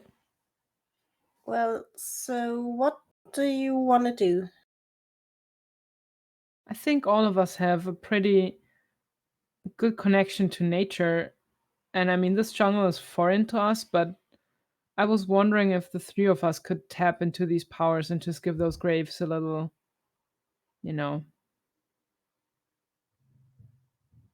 flowers or vines growing on them, something that is nice and pretty, something that is showing reverence and respect. I'm pretty bad Yes. at flower school, so I don't know which ones would be appropriate, but at this point, I'd just try to let the land choose. That sounds like a good plan. Let's try. Yeah, I don't think I can do it alone, but with you two, we might be able to do something, and I feel they deserve it. Lyle kind of shuffles a little bit, and he's like, "I'm not sure that I can help with this, but we can try." Trying is better than not doing something at all. I've never been in a war, and all these graves. I have no words for it. So if we can help to make it less saddening, and maybe help them rest more comfortably, that would be great. So yeah, so DM. Yes. There's not really a spell for this. Tasha would probably take Rain's and Lyle's hand and just try to tap as a collective into the powers, into the primal powers they have, and just make nice things grow on these graves and things that speak of heroism and sacrifice. And I don't know whether that's possible or not. So you're the one who has to decide that. As they hold their hands and look, from each grave you can see a tree starting to sprout. And flowers are forming in paths, allowing people to walk to and from the graves. But there's a maze of thorny, flowery bushes about the height of an ogre that ends up forming a sort of a memorial walk past the graves and the trees now sprouting from them. Okay, so I'm in this maze now and I have to try and figure a way out of here. Okay. You can hear cursed and dwarven from deep in the maze somewhere. Did we grow a dwarf as well? I don't know. Isn't there like a myth that they were originally sprouting from beneath the earth? I think we might have grown a dwarf as well. I don't actually know. Lyle's gonna reach up and grab one of the flowers, and then hand it to Nasharam. Yeah, she's Well, staring at the growth in awe, as are all of the soldiers present, including your loved ones. And then she starts leading everybody in a beautiful song of remembrance. They sound a lot more hopeful than they did just when you arrived. Just ignore the cussing that you hear from deep within. Tasha's gonna give Rain and Lyle a big hug and whispers, thank you. Couldn't have done it without you. thank you. That was a great idea, and I'm glad it worked. And now I think I'll play guide to the unfortunate souls wandering in the maze. Lyle stiffens up awkwardly at the hug and kind of does the little back pat, yes, we've done it. This way, Captain. You hear as you're guiding him out, another person exits the forest. A human, it seems like. And Baldigunda looks at you and there's our lead scout, while the rest of you were away. I think damn it, I can't remember her name. She's been here for so long, but the lads just call her the Red Death. The Red Death, huh? Yeah, she's really good at sneaking up on, or was really good at sneaking up on the bugs and stabbing them in the soft bits. Well, it's good to know that you had a loyal and trustworthy scout before, while we were gone. You hear, you can hear Alita muttering to herself, I can't remember her name was... And then she checks a notebook. Hey, Lainey, get over here. You called, Baroness? Meet the Baron's command team. This is Tasha. She blows things up with lightning. This is Ida. She also stabs things in the back, but she does it from above as well. Victor, who needs to sign your contract. Rain, who pours beer and heals people. Lyle makes food and is snarky. And the cursing you can hear from inside the Labyrinth of Thorns would be my husband, the Baron. I did give him the way out. Yeah, but you're flying. It's easier. Lainey looks at them all and does a graceful curtsy to the Baron and says, "Welcome back, Baron. We've been anticipating your return." Someone calling me? Welcome back, Baron! Oh, for heaven's sake. Who are you? It's another scout! Oh, welcome back! I'll be there as soon as I find my way out through this maze. You have to turn left here, not right, left. There's thorns that way. You would turn. Oh God. On that note, we've been going for 2 hours, so we're going to take ourselves a little 10-minute break. I at least need to stretch out a bit, and we will be back shortly. I got to stretch a little. I sprained my ankle yesterday, so it's stiffening up a little. Yeah, you go stretch. Introductions later, I guess, then.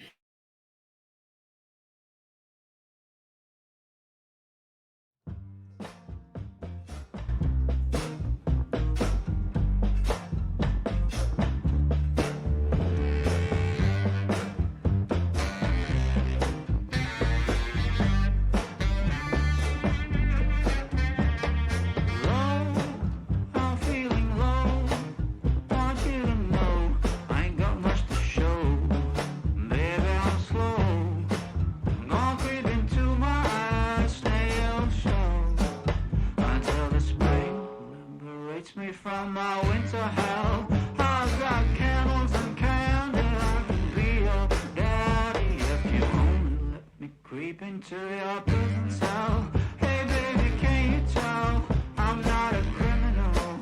Your choice is seminal. I want you to stay true to what's right for you. No matter who or know what will others say. Just find your way. Try to stay true.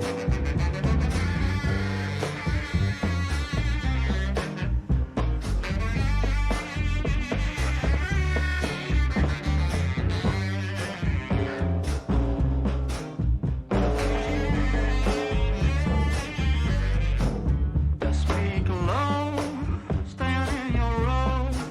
Try not to show this life's a show. Try not to glow. Way down below, oh, it's a lot of woe.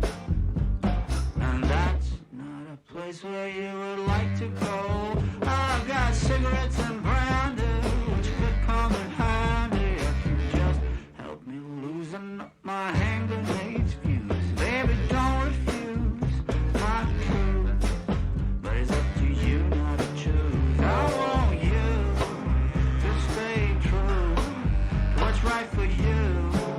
No matter who or know what will others say. Just find your way and try to stay true.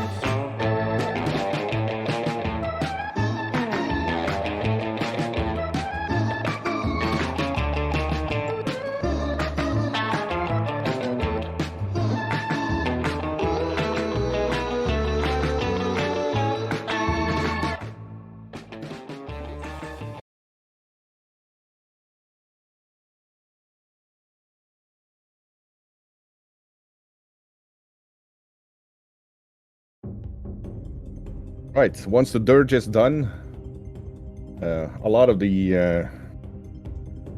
soldiers here, they seem more at rest, more at peace. And Nashiram turns to Lyle and so I've got something I wanted to show you for a couple of months. Is it potatoes? Sadly, no. Oh. Alright, well, what is it then? Follow me. Alright. I'm gonna look around and I'll follow her. Yeah, she leads Lyle over to a forge. So, Alita taught me smithing while we were here. And she claims that the way to a man's heart is by forging him weapons. I think that might be a dwarven thing. But how do I put this? I've been around for a while, and I remember when the halflings were proud warriors. So I decided I'd make you a sword of the type that the halfling clans used to bring to war. And she brings out a scabbard made of green dragon leather hide, and pulls out a scimitar with a beautiful Damascus pattern. So I thought I'd give you this.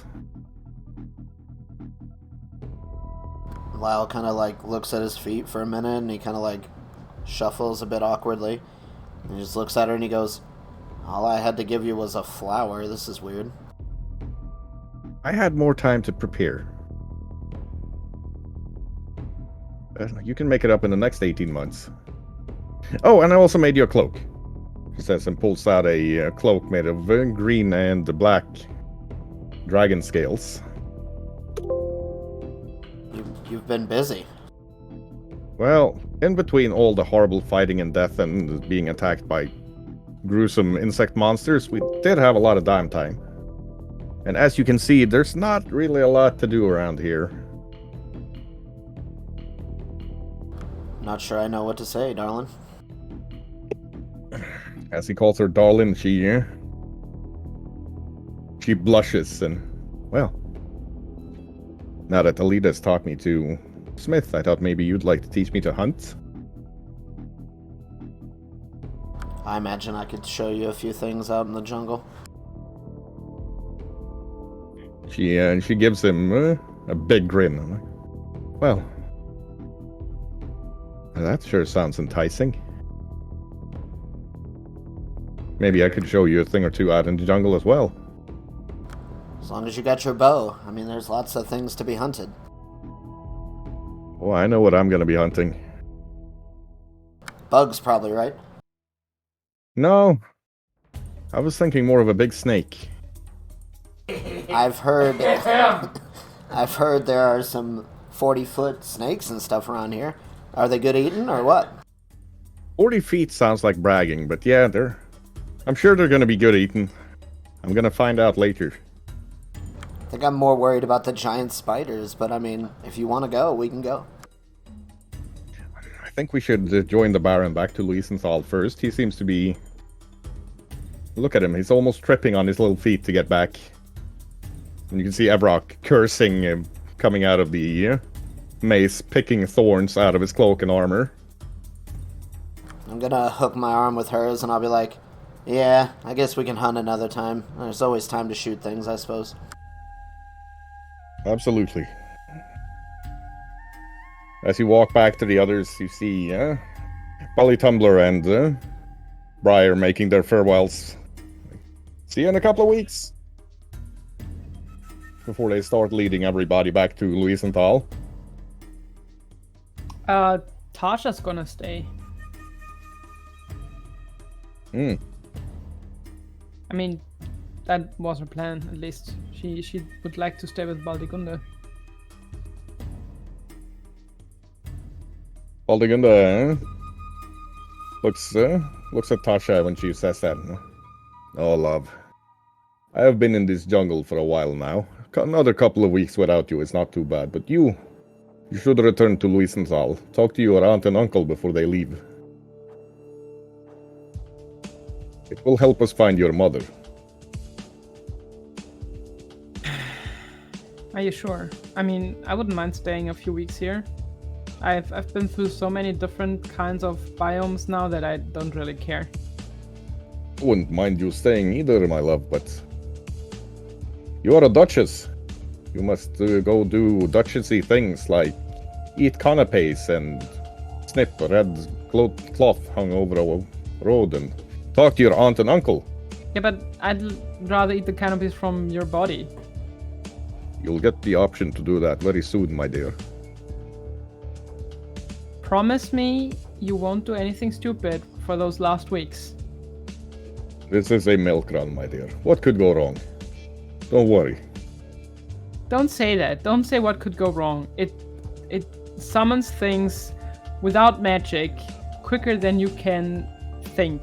Just be safe, okay? Don't worry. It's been boring here the last few weeks. I could do it a challenge. Yeah. She gives Tasha a big grin and a kiss. Come on now, go support the Baron. I'm sure there's lots of things to do over there, and quite, for the love of God, Victor, get away from the paperwork. Paperwork is his life. What are you telling him to get away from the paperwork? Don't tell me you want to do the paperwork. I have a system, okay? Your system's trash. These aren't even alphabetical. She looks over at Tasha like, what's alphabetical? I love you so much. I love you. I love Stay you alive. too, my dear. Now, keep the Baron from doing something silly, and do congratulate the new couple from me. She nods over at Lyle and Nashiram, walking arm in arm. I have a feeling that we'll just let them take things at their pace and not interfere too much. But when the time's right, I will congratulate them. Promise.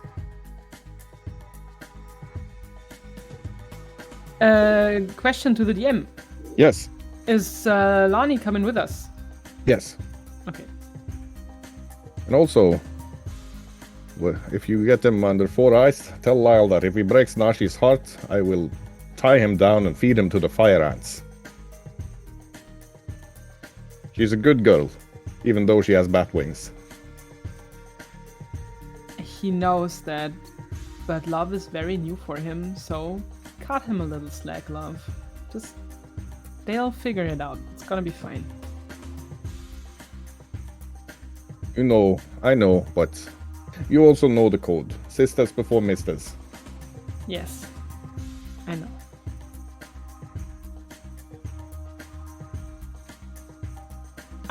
I'll keep an eye on the both and try what I can so no hearts get broken. I don't think I'm the right person for that, but first time for everything, right? Over by the pond, you can hear Belly Tumbler like, oi, we're moving like pond water here. Let's head up so we get to Luisenthal quickly, eh? I'm coming! Lainey walks over to the Baroness and does a very casual salute and says, "Permission to depart, Baroness.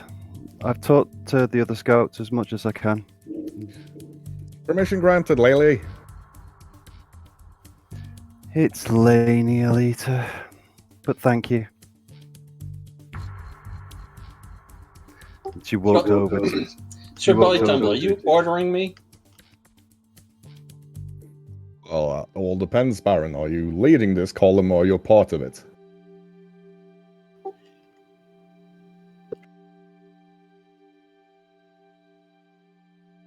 And Briar looks over and you'll have to excuse him. We haven't been big on the social graces on this side of the portal for a while. I'm sure Ida can remind him of his courtly manners once they get some time. That won't be today. I promise from my perched up Bella Tumbler's shoulder. Yeah, sitting on his shoulder as you're walking. So, there's some gifts, wedding gifts, if you will, from the kings and queens and other hobnobbers for you back in the camp, or well, in Louisenthal. I guess I should stop calling it the camp. This has kind of become home. We'll make the other place our home. Honestly, the only trips I've taken to Arrowweed, except to sleep and eat, have been to get money to pay the mercenaries. It's been hasn't really been lived in a lot yet. No, we'll have to do something about that. I was thinking if you'd approve that we could, grab some of the lads who were struggling a bit with living in Louisenthal proper and get them to work out there. Kind of give them the option to be around their own while they reacclimatize to, well, not being at war with a bunch of friggin' bugs. Of course. Oh, I knew there was a reason I fell for you. Scritches her on her back between the wings where she can't reach herself.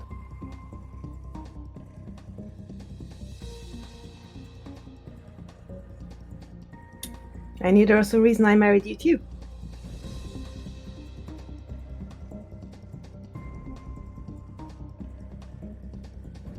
Right.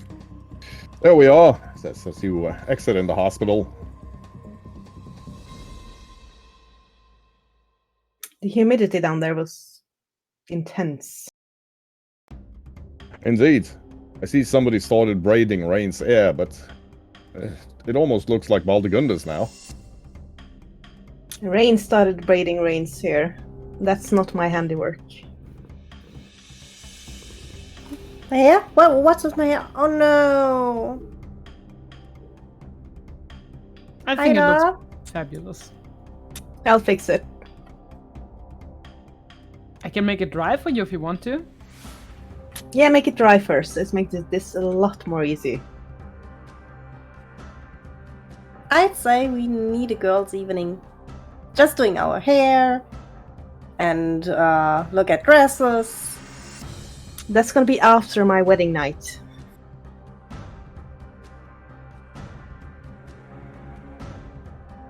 Gonna start working on the family already.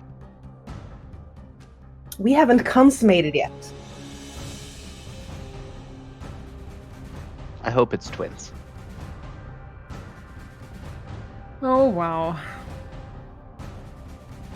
Look, it's been a long time since I've seen my brother. I mean, you could have invited him for the wedding, you know. Valor commands a fortress that is under siege most days. It was a fortress under siege. How much more does your brother want? We were literally attacked by everything that's out there and their moms. You would have fit right in. Yeah, but then his fort wouldn't have had their commander. Oh boy, they will be... Well... Whatever. If our aunt can write letters to my aunt and uncle for whatever reason, next time I'm gonna write a letter to your brother and be like, you need to come. Your brother's getting married. Now's the time to bring all the, dirty stuff to the table and tell people about it. That's what happens at weddings. I have to take Lady Briar back to Friedrichstadt before I can marry her. Fine. So we need a portal then.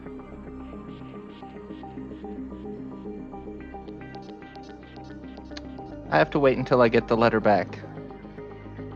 And then there are things I have to discuss before we just show up, so I think I'll take the slow route.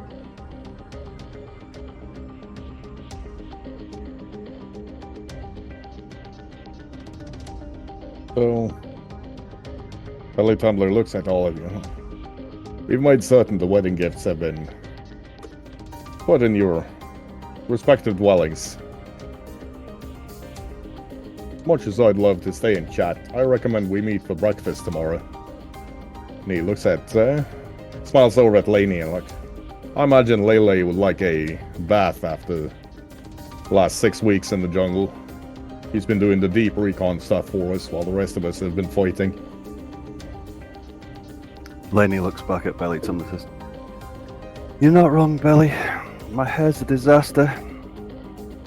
Can't get the braid to stick at all, and the humidity's absolutely killing it." Where are you staying? I was staying at the inn. I took a room there while you were gone, dearest Ida. I throw you a key. Take my room instead. It's bigger. Lenny catches it. "Thank you. I'd noticed your suite. There are still some of your things in it. I'll take it you want them out at the house." We'll take that when we have time for it. I have other things to do tonight. I'll see you tomorrow. I see you do. I'll see you tomorrow. Wait, before you go, though, you look very familiar to me. Also, your name is very familiar. I thought it might be a coincidence, but is it your cousin? It is, cuz. I'm just as surprised that you're here. You could have said something. I was like, for the last half an hour, I was like, is it Lainey? Is it really her? It can't be. Like, what are you doing out here? How did you get out here? How did you become a scout? Did you want to become like a priestess? It's a long story. I'll fill you in on it another time, but I came out here looking for Aida. We were writing to each other, and it was a long pause between letters, so I thought there'd be trouble. Wait, you I two are just came letter back to help. friends? We have known each other for a long time. What? Like I said, it's a Kinda saved my long life story. back in Life Edge. Shut up! We need a girls' evening, like right now. I need to have my wedding night tomorrow. Fine, then after that, like, come on, I haven't seen Lani in like, how long has it been? Decades, almost. 18 years? A long time. And you, There's room for the both of you in my suite. Just go have a girls' night without me.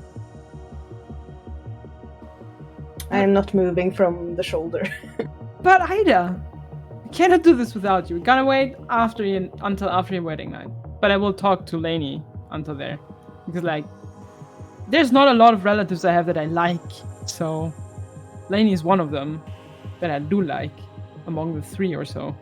4. Well, you were my favorite cousin. Yes, indeed. We gotta catch up on a lot of things. We do. I still don't know how you ended up out here from Holofaust. Also a long story. But probably not as long as yours. We'll find out.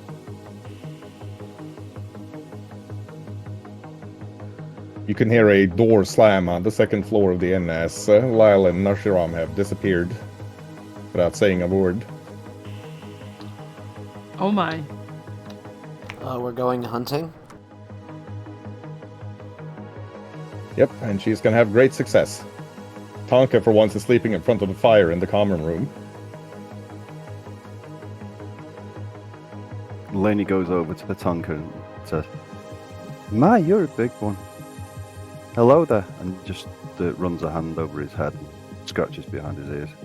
Yeah, Tonka does what every dog does and falls over on his side very casually and flippantly to get the belly rubs. Lainey obliges him and puts one of her hands in front of his nose so he can get a scent.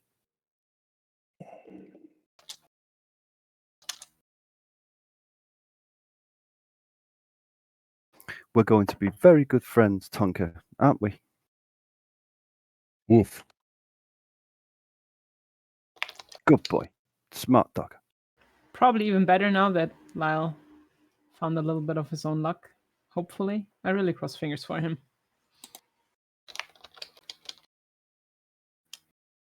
Right. So, unless anybody's got any scenes, we move over to the next morning.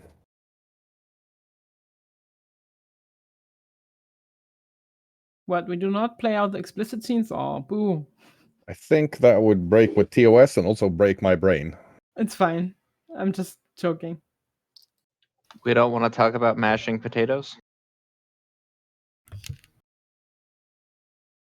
No, that would ruin mashed potatoes for me for the rest of my life. But the next morning, you've all had the chance to wash up, have a look at the wedding gifts that have been placed for you, not to mention rest up. Turns out that gathering for lunch was a lot more of a realistic proposition than gathering for breakfast.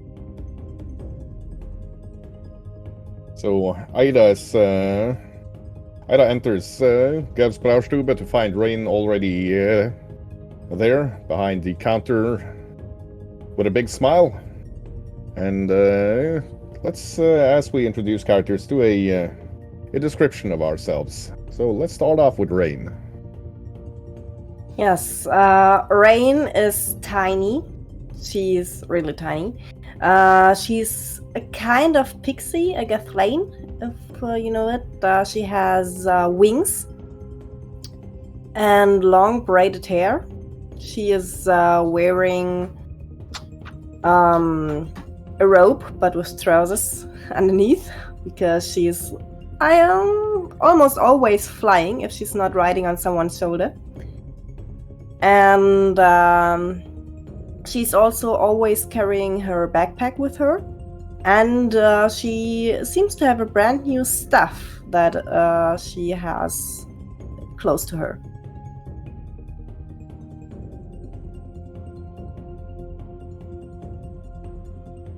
Ida, please. Ida is walking in wearing a tight-fitted leather armor in green dragon hide. You've never seen her in armor before, but she looks comfortable in it. At her hip, the normal long-bladed rapier is hanging, and her silver skin is now flushed and she just looks very smiling and happy. In her hair now, that normally was the yellow of a sunrise, there are bright silver streaks. Her features are sharp, and her eyes are perfectly cut topazes, blue. She's walking in like she owns the place as always, and just grabs a beer from the counter and bids Rain a good morning. Good morning. How was your night? Eventful.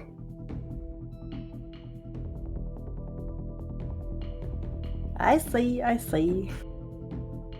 Let's just say I'm glad I moved the bed from here up to the new place.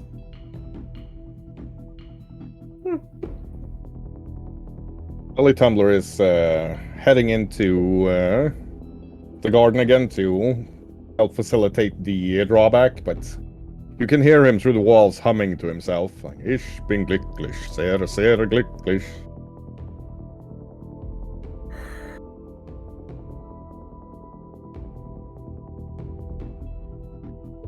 So, when we go shopping, do we have to buy dresses a size bigger?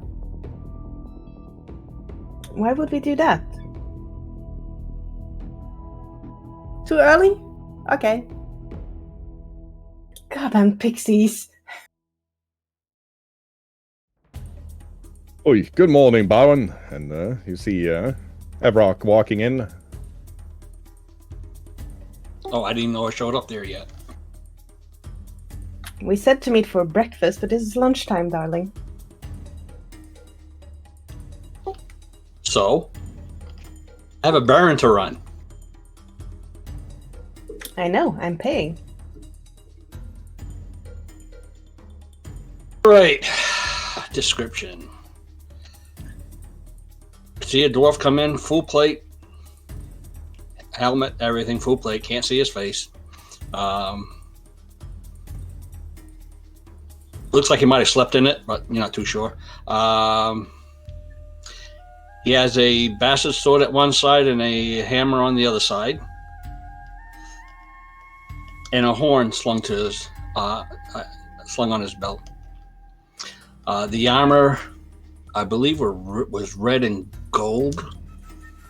That is correct. Made of bullet scales. Yeah, made of bullet scales, yes. And if you take a close look at the armor, you can see the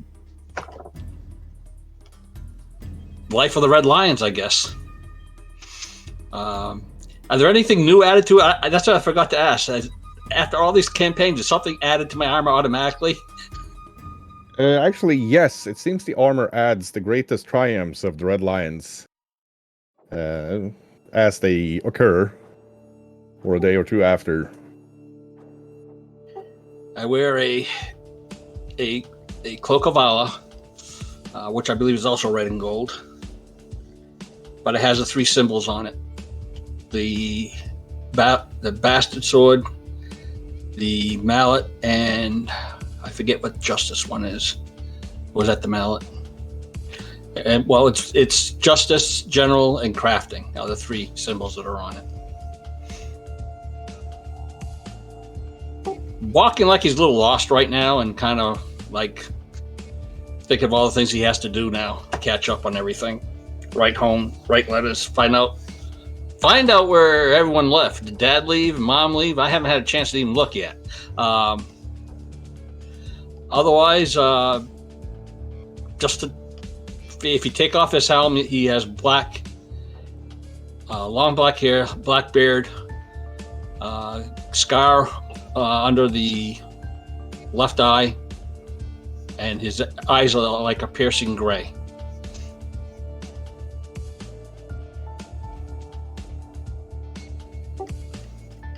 You must be the one I heard while I was trying to get through the maze. And your name?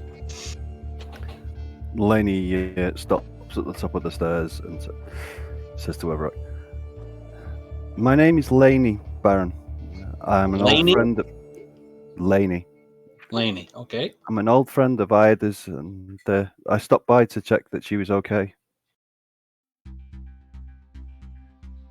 Okay. Well, I hear you've joined the Red Lions too. Unofficially, I believe. Once you're She with works us, for me, you Baron. can't get rid of us that fast.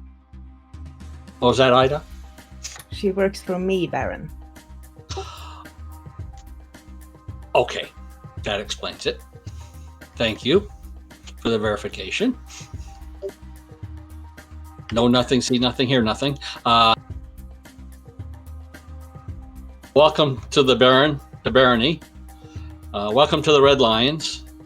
I'm sure Ida has filled you in on all of our adventures. I haven't really had the time. Some of them, Baron. Need to know. I need to know only. I understand. Laney is tall, just under 2 meters tall. Athletic,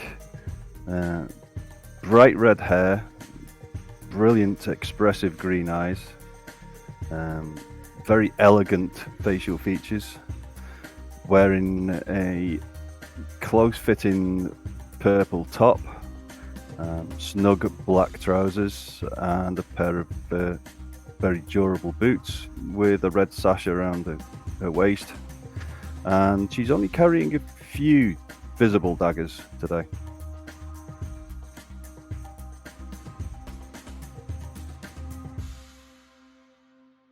And she descends the stairs with a graceful walk and walks over to Ida and says, "I missed you. You worried me," and gives her a big hug. I missed you too. And I'm gonna wrap my wings around you. They are new. Yes, I noticed. Not much else has changed. Well, apart from Nothing at time. all.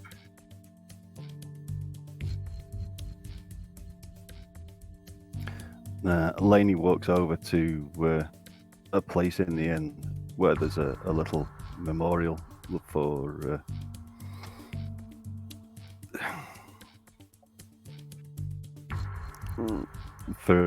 the missing, and lays a flower down. I'd add a feather. As you do that, there's a rush of wind as the door to the inn opens.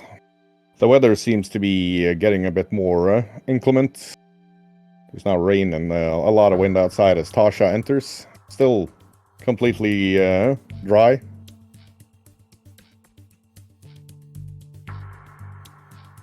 Morning. I mean, good day. It's almost, well, good brunch, whatever. How is everybody? Here, have some black bean brew. Thanks. I really need to learn how to make that. I think the stuff I offered Lyle when we were still in the, primal woods was not really drinkable. I don't even know how to put on the kettle. I think I know that by now, but I usually have a little help by magic, so that doesn't count, I See? suppose. You've gotten further than I have. Well, the inert magic abilities don't count when it comes to making fire. You know. I have a husband for that kind of things now. I'm pretty sure that Belly Tumbler can make a fire everywhere if he wants to. Even out of wet wood, probably. I have to ask him. He's had lots of practice these last 6 months. Well, then I'm sure he can do it.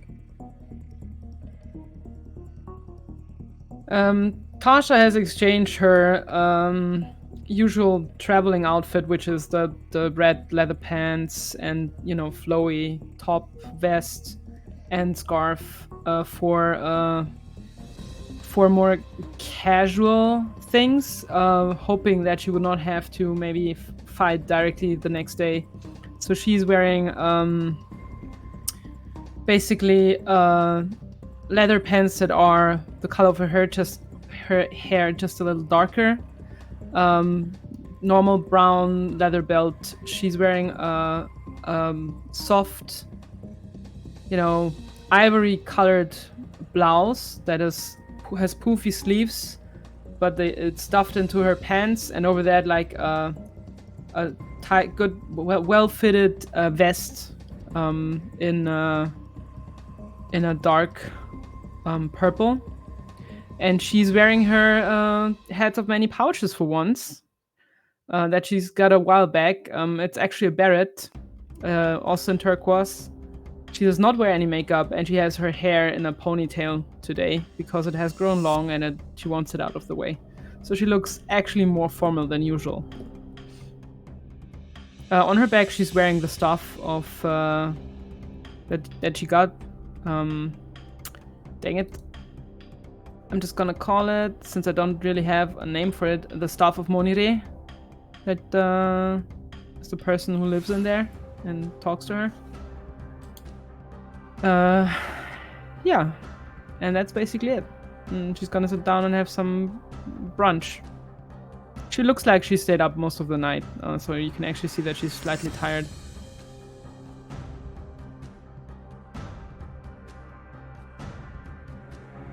Right, as she sits down, the door opens behind her. You can see Victor and the Lady Briar entering. Briar, for once, is just wearing a regular dress in the black and gold colors of Turis. Nothing fancy, just the sort of everyday dress that a high-ranking knight would wear. And he walks. He's got a big smile on her face and is humming a song. You would have thought the day would come where I'm in armor and you are not.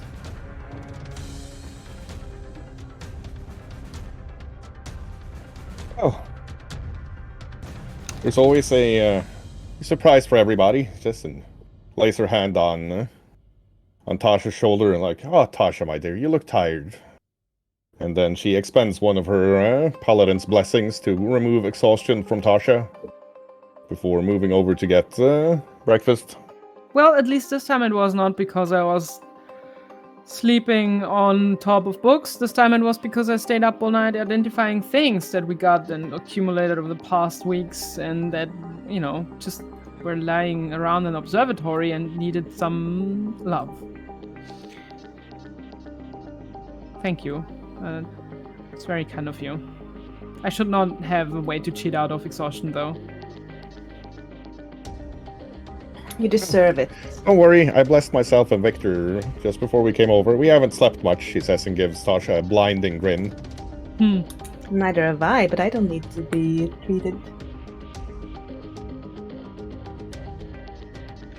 Need and wanting are very separate things.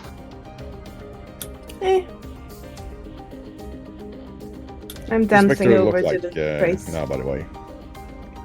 Victor has actually changed his rather plain clothes he was wearing before, and is now wearing silks that are like very voluminous pants in the same steel gray, but slashed underneath is like a vermilion red, kind of like the hoodie he was wearing for the wedding. And it looks like he's putting those fancy clothes to good use underneath his armor. He's carrying around his flamberge as always, but it's got like a faint white glow to it now. His helmet is normal, is slung off his belt, and he's got a new holy symbol. It looks like it's silver with like gold etching inside of it of the holy symbol of Turris, the binder.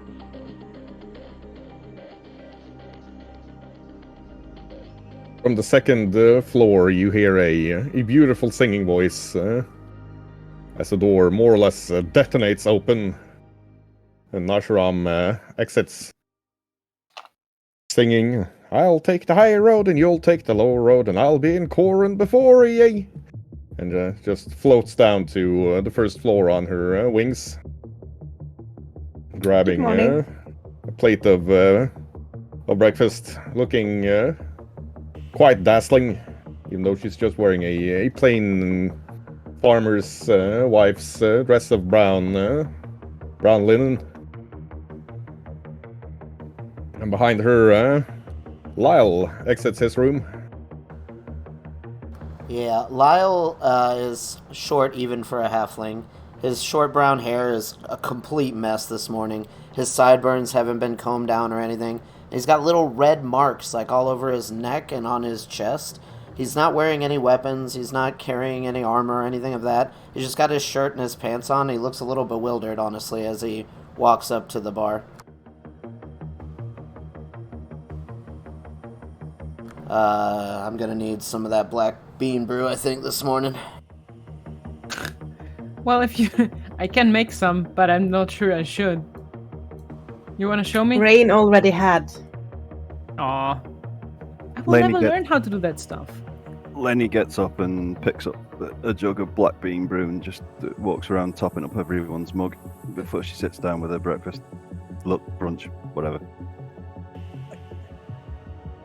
It's more of a brunch at this point, but you feel a sense of calm and belonging you haven't felt in a long while. You can hear thunder starting to roll outside as the rain really starts pouring down. But the fire in the inn is roaring, and you can actually see Rain just flutter over to it with her little wings and just slightly touch her staff, the tip of her staff to it, and it really starts heating up the room, giving you a cozy warmth you haven't felt in a long time. Oh, that makes me want to go back to bed, actually. Me too. Lyle kind of looks towards where his room was, a little dodgy, and he's like, no, there's got to be something we have to do today. We're gonna have to make a feast. Yeah, cook things. That sounds great. And he runs into the kitchen.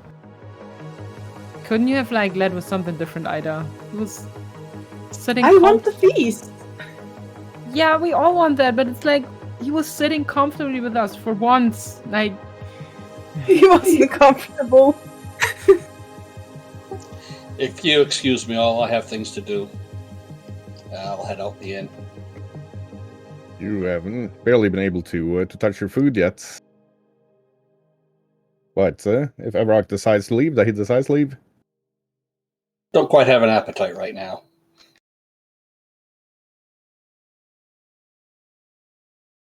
Tasha's actually gonna pack up some food for Evrock and follow him. As you walk towards the door, you meet Tasha's aunt and uncle. They nod to both of you. Baron, niece, if you have a moment of your time before you leave. I do like to thank you for your help and support during this. I do appreciate it very much. My pleasure. Or our pleasure, so to speak. You know, if the anchor worked, if we backlashed, that's the biggest concern right now. What we have some pieces of news. The backlash definitely worked. I think you actually managed to injure one of the tyrants. Something that hasn't happened to them in well over a millennium, I believe, which must have made them much angrier than I dare think about. They will definitely be going for. They will definitely be trying to get back at you. And let's not forget another important thing today. They say, and they bring out a box wrapped in red paper with a bow on it.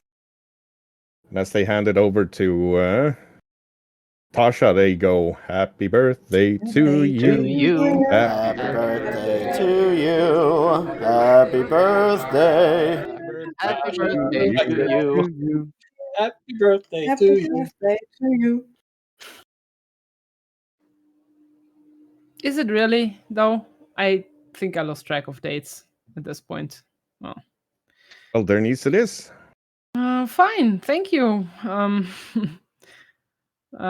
Okay. I haven't celebrated my birthday in like 5 years or so. Then it's about time. Look, keeping track of calendar is kind of weird when you're on the street. Lyle, can we get a birthday cake? Lyle's head pokes out of the kitchen. He's like, "Cake? I can make cake. I got this." You had to, didn't you? Didn't you? Of course. Didn't we have we will have enough cake when you all do your wedding celebrations? That will be wedding cake. This That's is a wedding birthday cake. cake. Two different things. Exactly. Lyle doesn't even know what my favorite cake is. Then we'll have to try and taste. This is gonna be even better. Anyhow, thank you, aunt, uncle. Just gonna take whatever that box is, and should I just unpack it right now, right here? Yes, of course. As I have cooked for her many times, does a lore cooking of 29 mean that I know what her favorite cake is? Absolutely. Yes, Got it him. does. And you elevate it to a new level. So she loves like pecan pie with like caramelized pecans and a nice crusty what's it called, floor. I don't know how to speak cake vocabulary. I just eat the stuff. You hear Lyle yelling in the kitchen. "I don't care. I need more pecans. You think this is just going to be a cake? I don't care." Make it a pecan apple. It's gonna be great. Lots of caramel. And Rain has also created a birthday drink, but not having gotten enough sleep, it's not her most inspired creation ever. It's basically a clear alcoholic spirit in orange juice, but it is tasty. Did we get Here you umbrellas? go.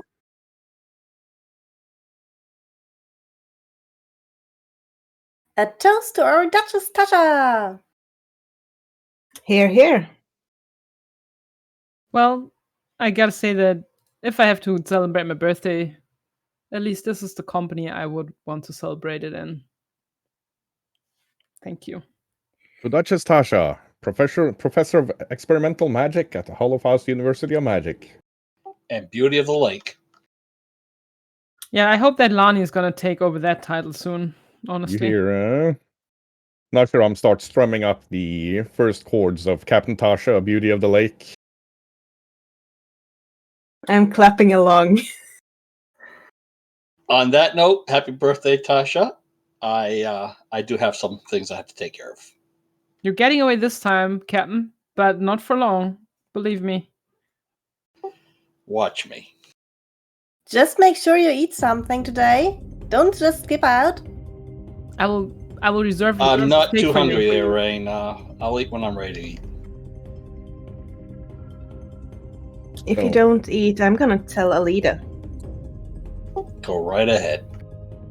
Inside the box is a hat, a scarf, and a heavy overcoat. Partly in the traditional black of Holocaust, but with some turquoise and pink details. The traditional garb of a fully trained combat mage of Holocaust. Are you sure you're allowed to give this to me? I'm not technically a trained, wizard. What are you talking about? You have a professorate.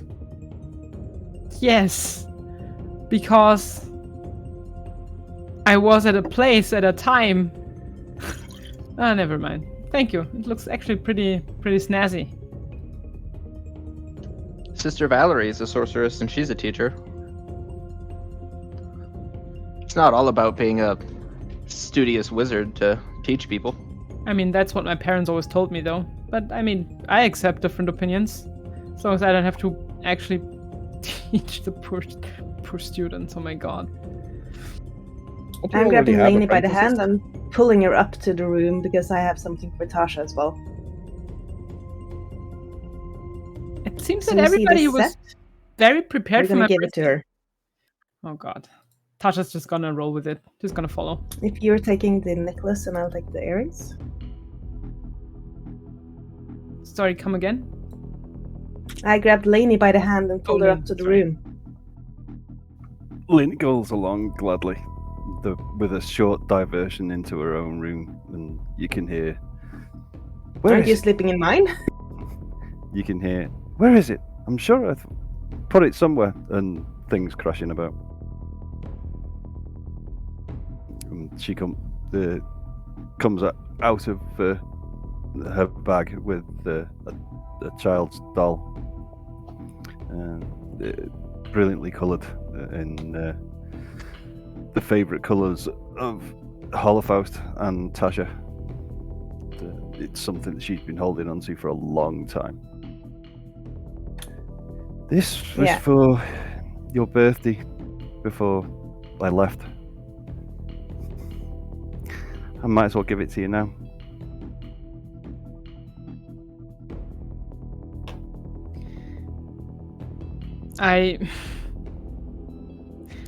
Thank you. And this is from me. I promise that only the necklace is stolen. And it's a beautiful set with multicolored rocks in a necklace and in earrings, and they're matching perfectly.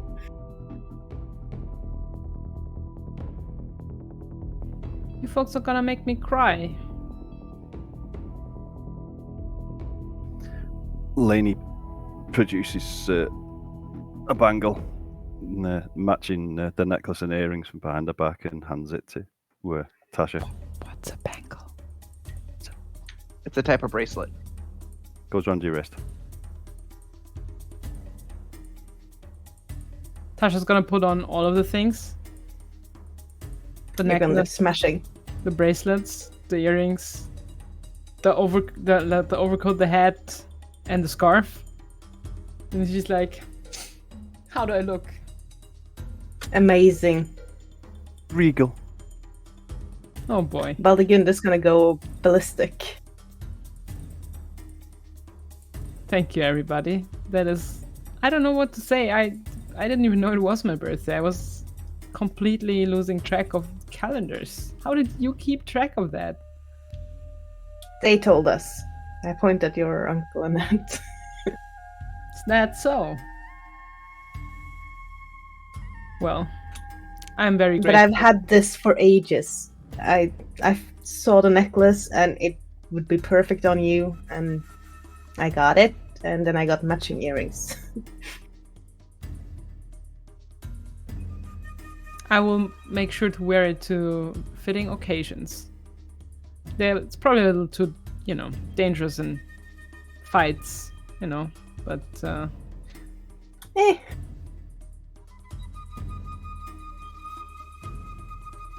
Thank you, Lainey. Thank you, Ida. Thank you, Marwan and Amira. I'm gonna hug you with all the wings around you. Oh, these are the best hugs, Ida. I'm so jealous of your wings. You wouldn't be if you knew how much hassle they were in bed. Yeah, I can imagine. But they are still giving the best hugs.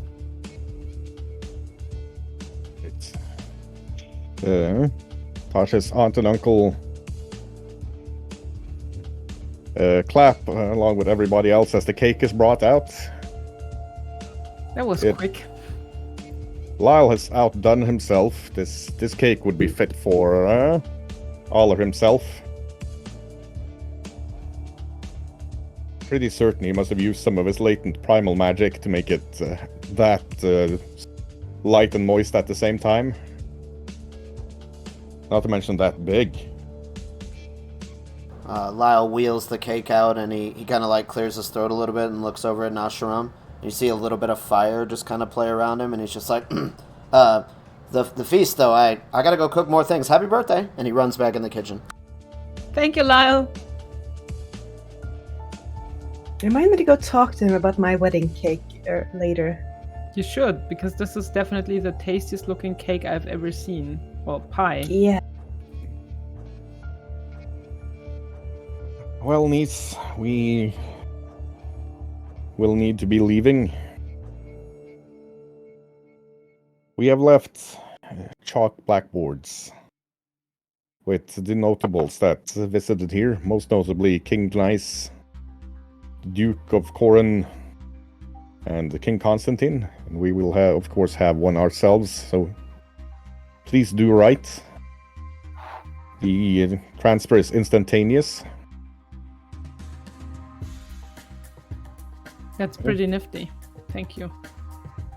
They both move up and hug Tasha. Your parents would be so incredibly proud of you. Well, if you meet them in whatever form they are now, tell them hi from me, I guess. We will if we have the opportunity. Yeah. I curtsy.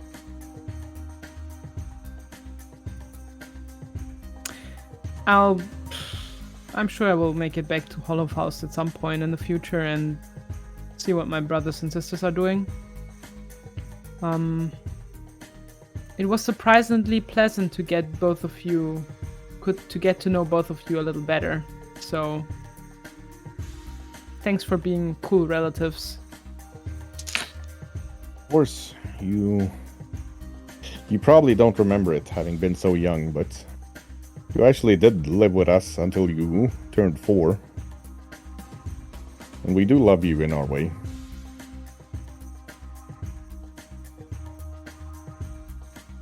A word of advice to all of you, if we may. Even shoulders as stout as the Barons will feel the weight of leadership weigh heavily, especially in times of crisis such as these. Now, we have both served on the Senate of Hollowfaust. We've sent soldiers out to die, and being Hollowfaust sometimes over and over again, And trust us when we say the only rulers who say that it gets easier are those unfit to rule. You are his council, his senate, if you will. And you need to actually counsel him. Help him carry the weight. Don't make the decisions for him necessarily, but give him options. Give him advice. Be there for the man when he needs to be but a man, and not the Baron.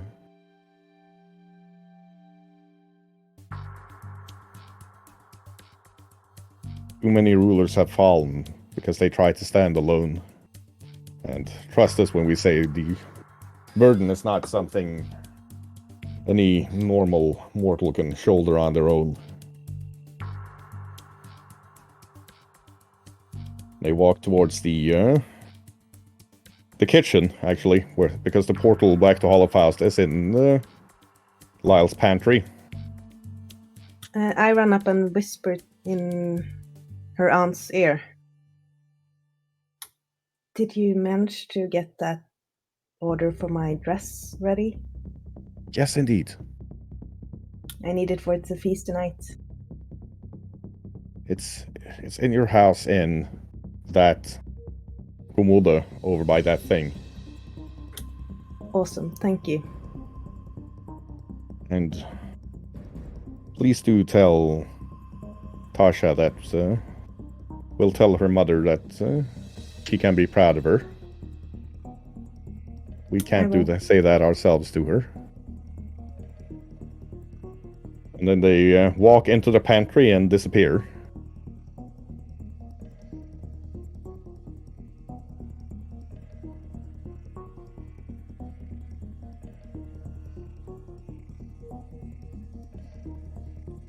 Tasha, a moment.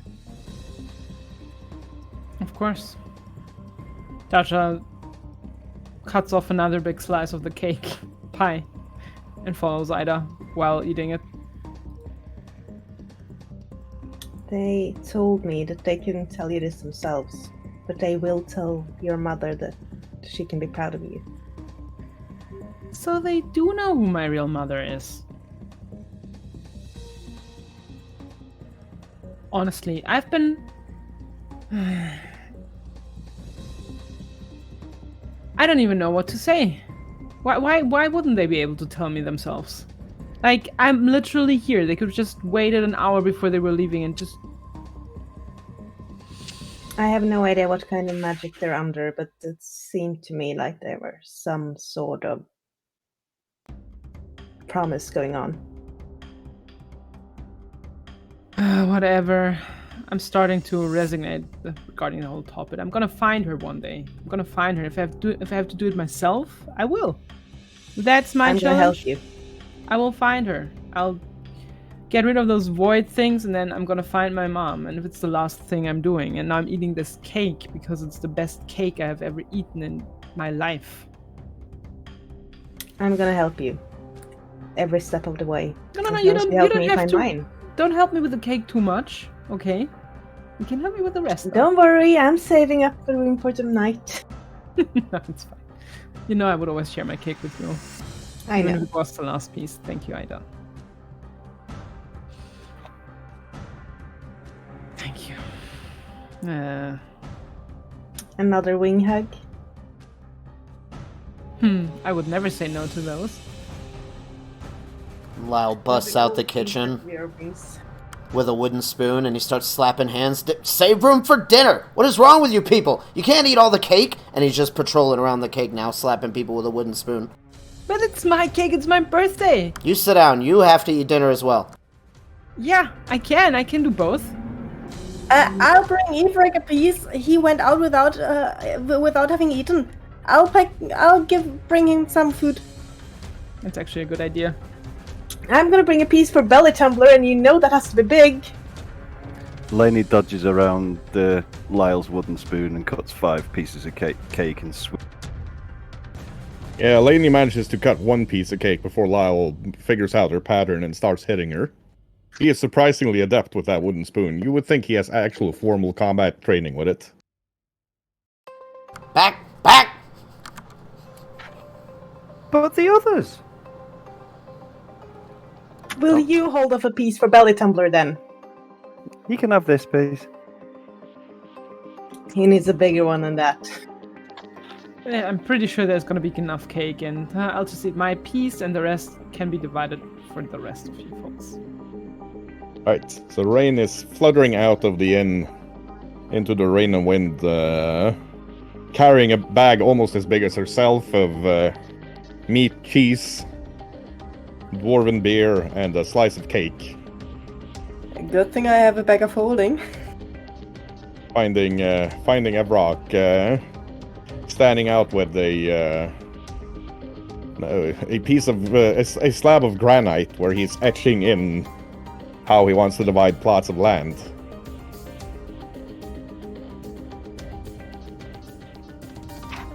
Here, The thing I about brought you etching in something. stone is that it's waterproof. I brought you something to eat.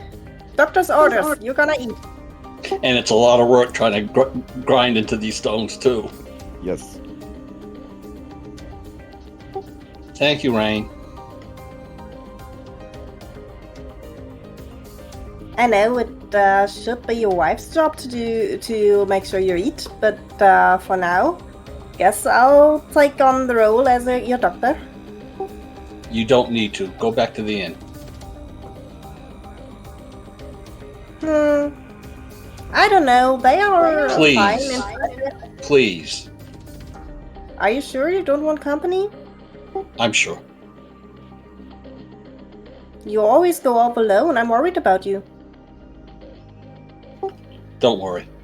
Let me worry about you guys. Just make sure if you need help, you tell us, okay? I'm sure Dame Ida will make sure of that. As well as the wife.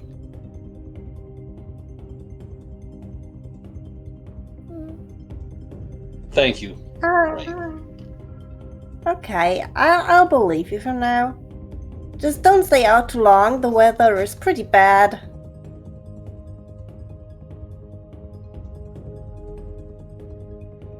It's the weather. And she hurries back to the inn. Right. As she hurries back to the inn, leaving Evrock to do his stretching, you can hear Belly Tumbler's rumbly voice from the hospital, and a lot of other voices singing with him. I don't know, but I've been told life in Louisenthal gets mighty cold. They march in a column into the inn. We saved some cake for you.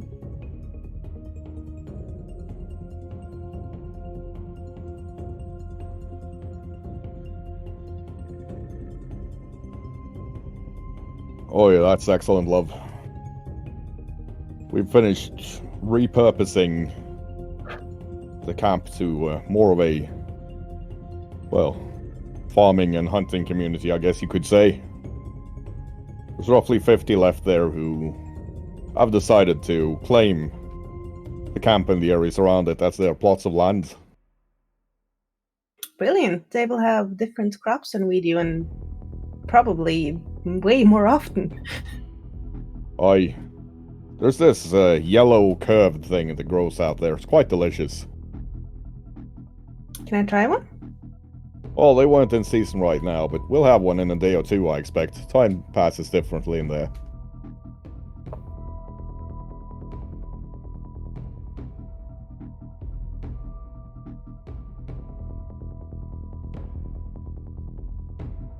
Laney Yes, walks over, holding an adapted bucket full of black bean brew for Belly Tumbler. Oh, thank you, Lele. Much appreciated. Welcome, Belly. He sits down and sighs. So I guess you met my husband. Yes, although I didn't know it at the time. I missed the wedding. I'm not happy about it. It was kind of a spur of the moment thing. We were engaged all of 2 minutes. So Belly said, I arrived just in time for the portal to stop letting people in. So I made myself useful. Good to hear. He looks down at his now mostly trim and muscular frame and like, Roy, people are gonna have to start calling me Skinny Tumbler. Wasn't there cake around there somewhere? I'm gonna brave Lyle and say, it's for Belly Tumbler, I promise. I'm gonna throw the spoon at Belly Tumbler and go back in the kitchen. I'm gonna grab a big piece and bring it back to Belly Tumbler. Right. Oh, by the way, Master Lyle, one of the lads brought two bags of some big hairy spiders. But they're quite delicious, deep fried. I'll add that to the feast then. Appreciate it. I got a taste for it. Crispy spider legs. Nom nom nom nom nom. Ugh. Right, and those venom sacs give you a nice tingle going down. Brings a bit of heat to the meal. I'm gonna take your word for it. Venom. Yeah. Okay, I think I'll stick with the cake and whatever else Lyle's cooking, honestly. You can eat the legs. They're still not venomous. I'm Me and gonna the go dwarves, over we've to... gotten a taste for the venom sacs. The dwarves, they're a bit more robust when it comes to spicing. I'm Not gonna quite go as liable over to be to poisoned. Ida, what did you say? The only reason we are actually dating is because he was poisoned up his ass, so we looked drunk, and he actually invited me out. Ah. Honestly. Yeah. Mumbling to himself. I should prepare neutralized poison every day, I think, if they start eating venom sacs. Oh, Belly Tumbler's been eating it for months. He's quite safe. You might want to watch the dwarves, though. As long as I'm wearing this, I should be safe.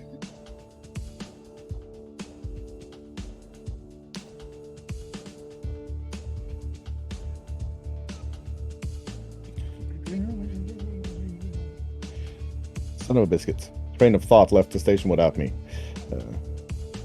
So when did you arrive, Lainey? Probably about a few hours after you left. Things have been weird. Tell me about it. But we'd been so regular with the letters that when I had a couple of weeks go by without a message from you, I decided to find out if something had happened. I had a bad feeling. Yeah, I'm sorry. I just couldn't write anymore. It was way too much going on. No apologies, dear. That you're safe. And you fell in with my cousin. It's another happy reunion. Yeah. So Tasha is your cousin? Yes. She is. Tasha's father is my mother's half-brother. Well then, the world's definitely smaller than I thought. The world is very small. When I was thrown out from my parents' house at 17, Lainey offered me shelter for some time. Did you now? So how about both of you tell me that story, huh? Let's save it for girls' night, shall we? If there's not gonna be girls' night, I'm gonna be very, very salty. Oh, we've got to have girls' night. Definitely. Baldigunda can come too, if she wants to. She has to. I will make her. What about Alita? We can ask her along. Yeah, we should. And Rain. Oh, Of I course, wouldn't miss Ray. out on. I wouldn't miss out at any cost. No way, I'm sitting that one out. I mean, who's gonna make our drinks if you're not coming? Wow. Of course you're Hey! invited even if you don't make drinks. I'm pretty sure we can come up with drinks. I'm just You kidding, never- Rain. Of course you're welcome. You never did get the hang of black bean brew, Ada. I have now. After running messages in the Lies of Brigand, I started relying on it. There's a extra strong crack of lightning. And in the middle of the room, you see a crouching figure surrounded by runes that have burnt themselves into the floor. As she rises, you can see that it's a woman with long raven black curls, dressed in a black plate armor. With a on her chest, there's the golden or a red circle with a golden fist on it. On her back, there's a heavy shield and a very nasty-looking mace. Is hanging in her belt.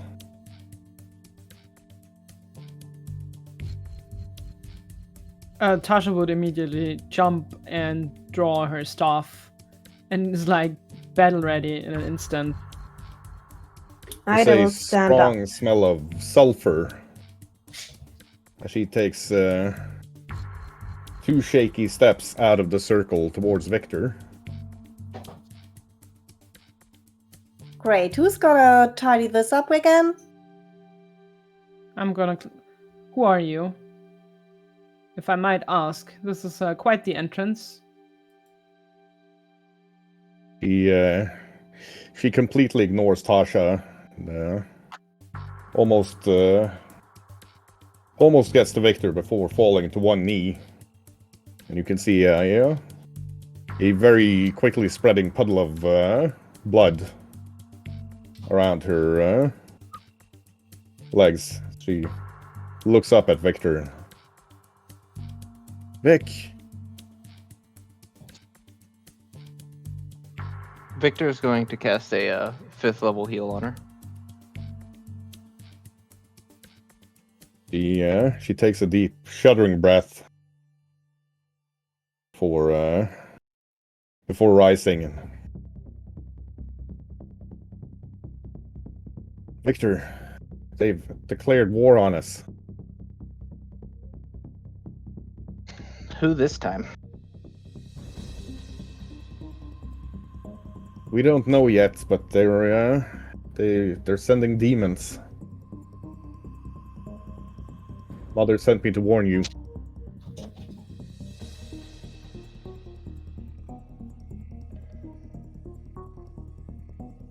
So, God, can we have one day of cake eating? Who is this, Victor? At least we got some cake. This is Sister Louise. The one who's teaching magic? No, that's Sister Valeri. Welcome. What can we do for you?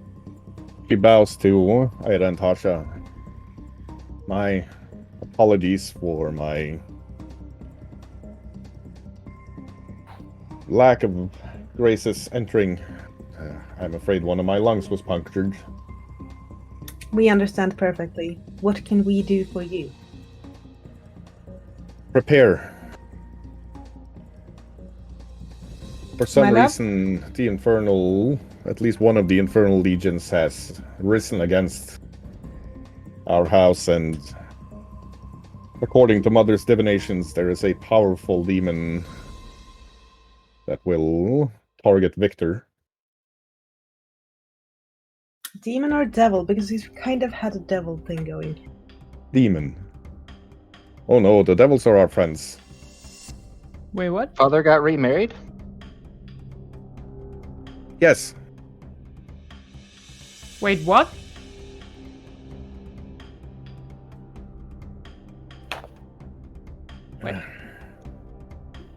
do you mean with your father got remade? I whispered to Belly Tumbler, Remarried. "Get Captain, please." When my sister Alice was born, the Marchioness died in childbirth.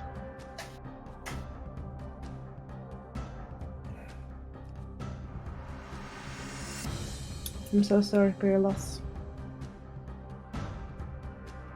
And you hear a squeak sound as Nashiram runs over and hugs her. And she hugs her Do back. you know each other?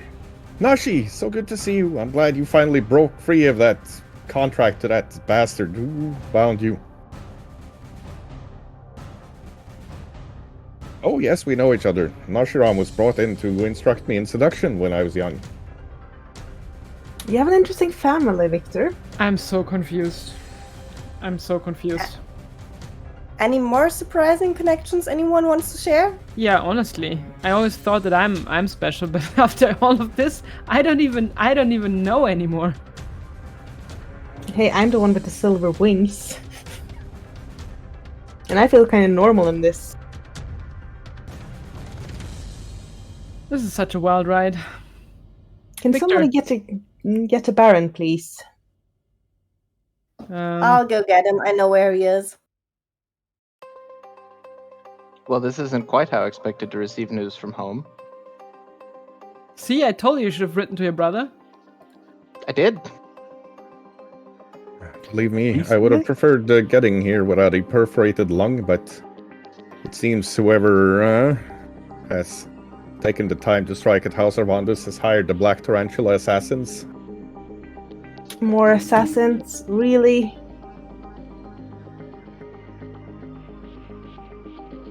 Everybody on your guard. Yeah. I put on my hat. I'll go and dress for the occasion. Right, and as Rain is flying out to look for Evrock, I believe that is where we will end the session for today. So, thank you everybody for joining us for another adventure with the Red Lions today. We will be back next Sunday on Pathfinding Adventures. Tomorrow we will be running Starfinder from 8 o'clock CET or UTC +1 with Arowina, Bonti, Finn, and a couple of other notables you might have heard of, like... Tigerston, Llanowar, and Grabus the Dwarf. Yes, thank you very much. And on Tuesday, we'll be running Only War, again with Arowina and Bonti, in addition to Xian Kaisi, Tolmar, Scornful, and Tango Hotel. And yourself. Don't forget yourself. That is true. I sometimes pop up as well. So, for those of you who haven't done so already, please pop over to Twitch TV/Tolmar, Maringana, Xian Kaisi. Give them a like, give them a follow, pop in a tier 3 subscription or 10. Because why not? They're amazing people and amazing streamers, and definitely deserve your support. And if you like what you're seeing here and are finding us for the first time on YouTube, which will be going up tomorrow for those watching this live, please pop over to Twitch TV/Pathfinding Adventures and give us a follow so we can get more fun emote slots for you.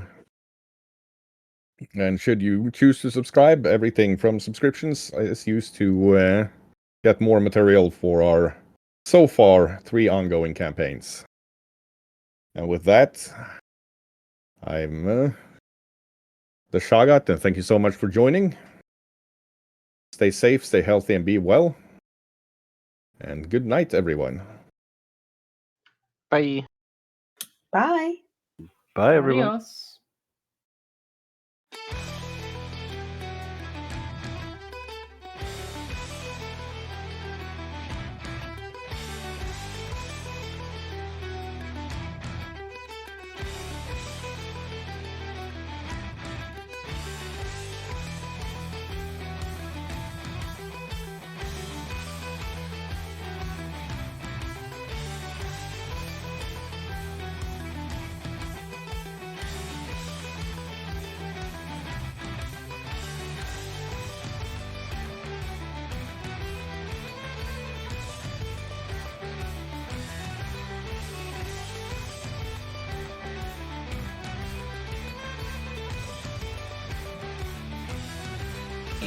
Could you roll me a d3, please?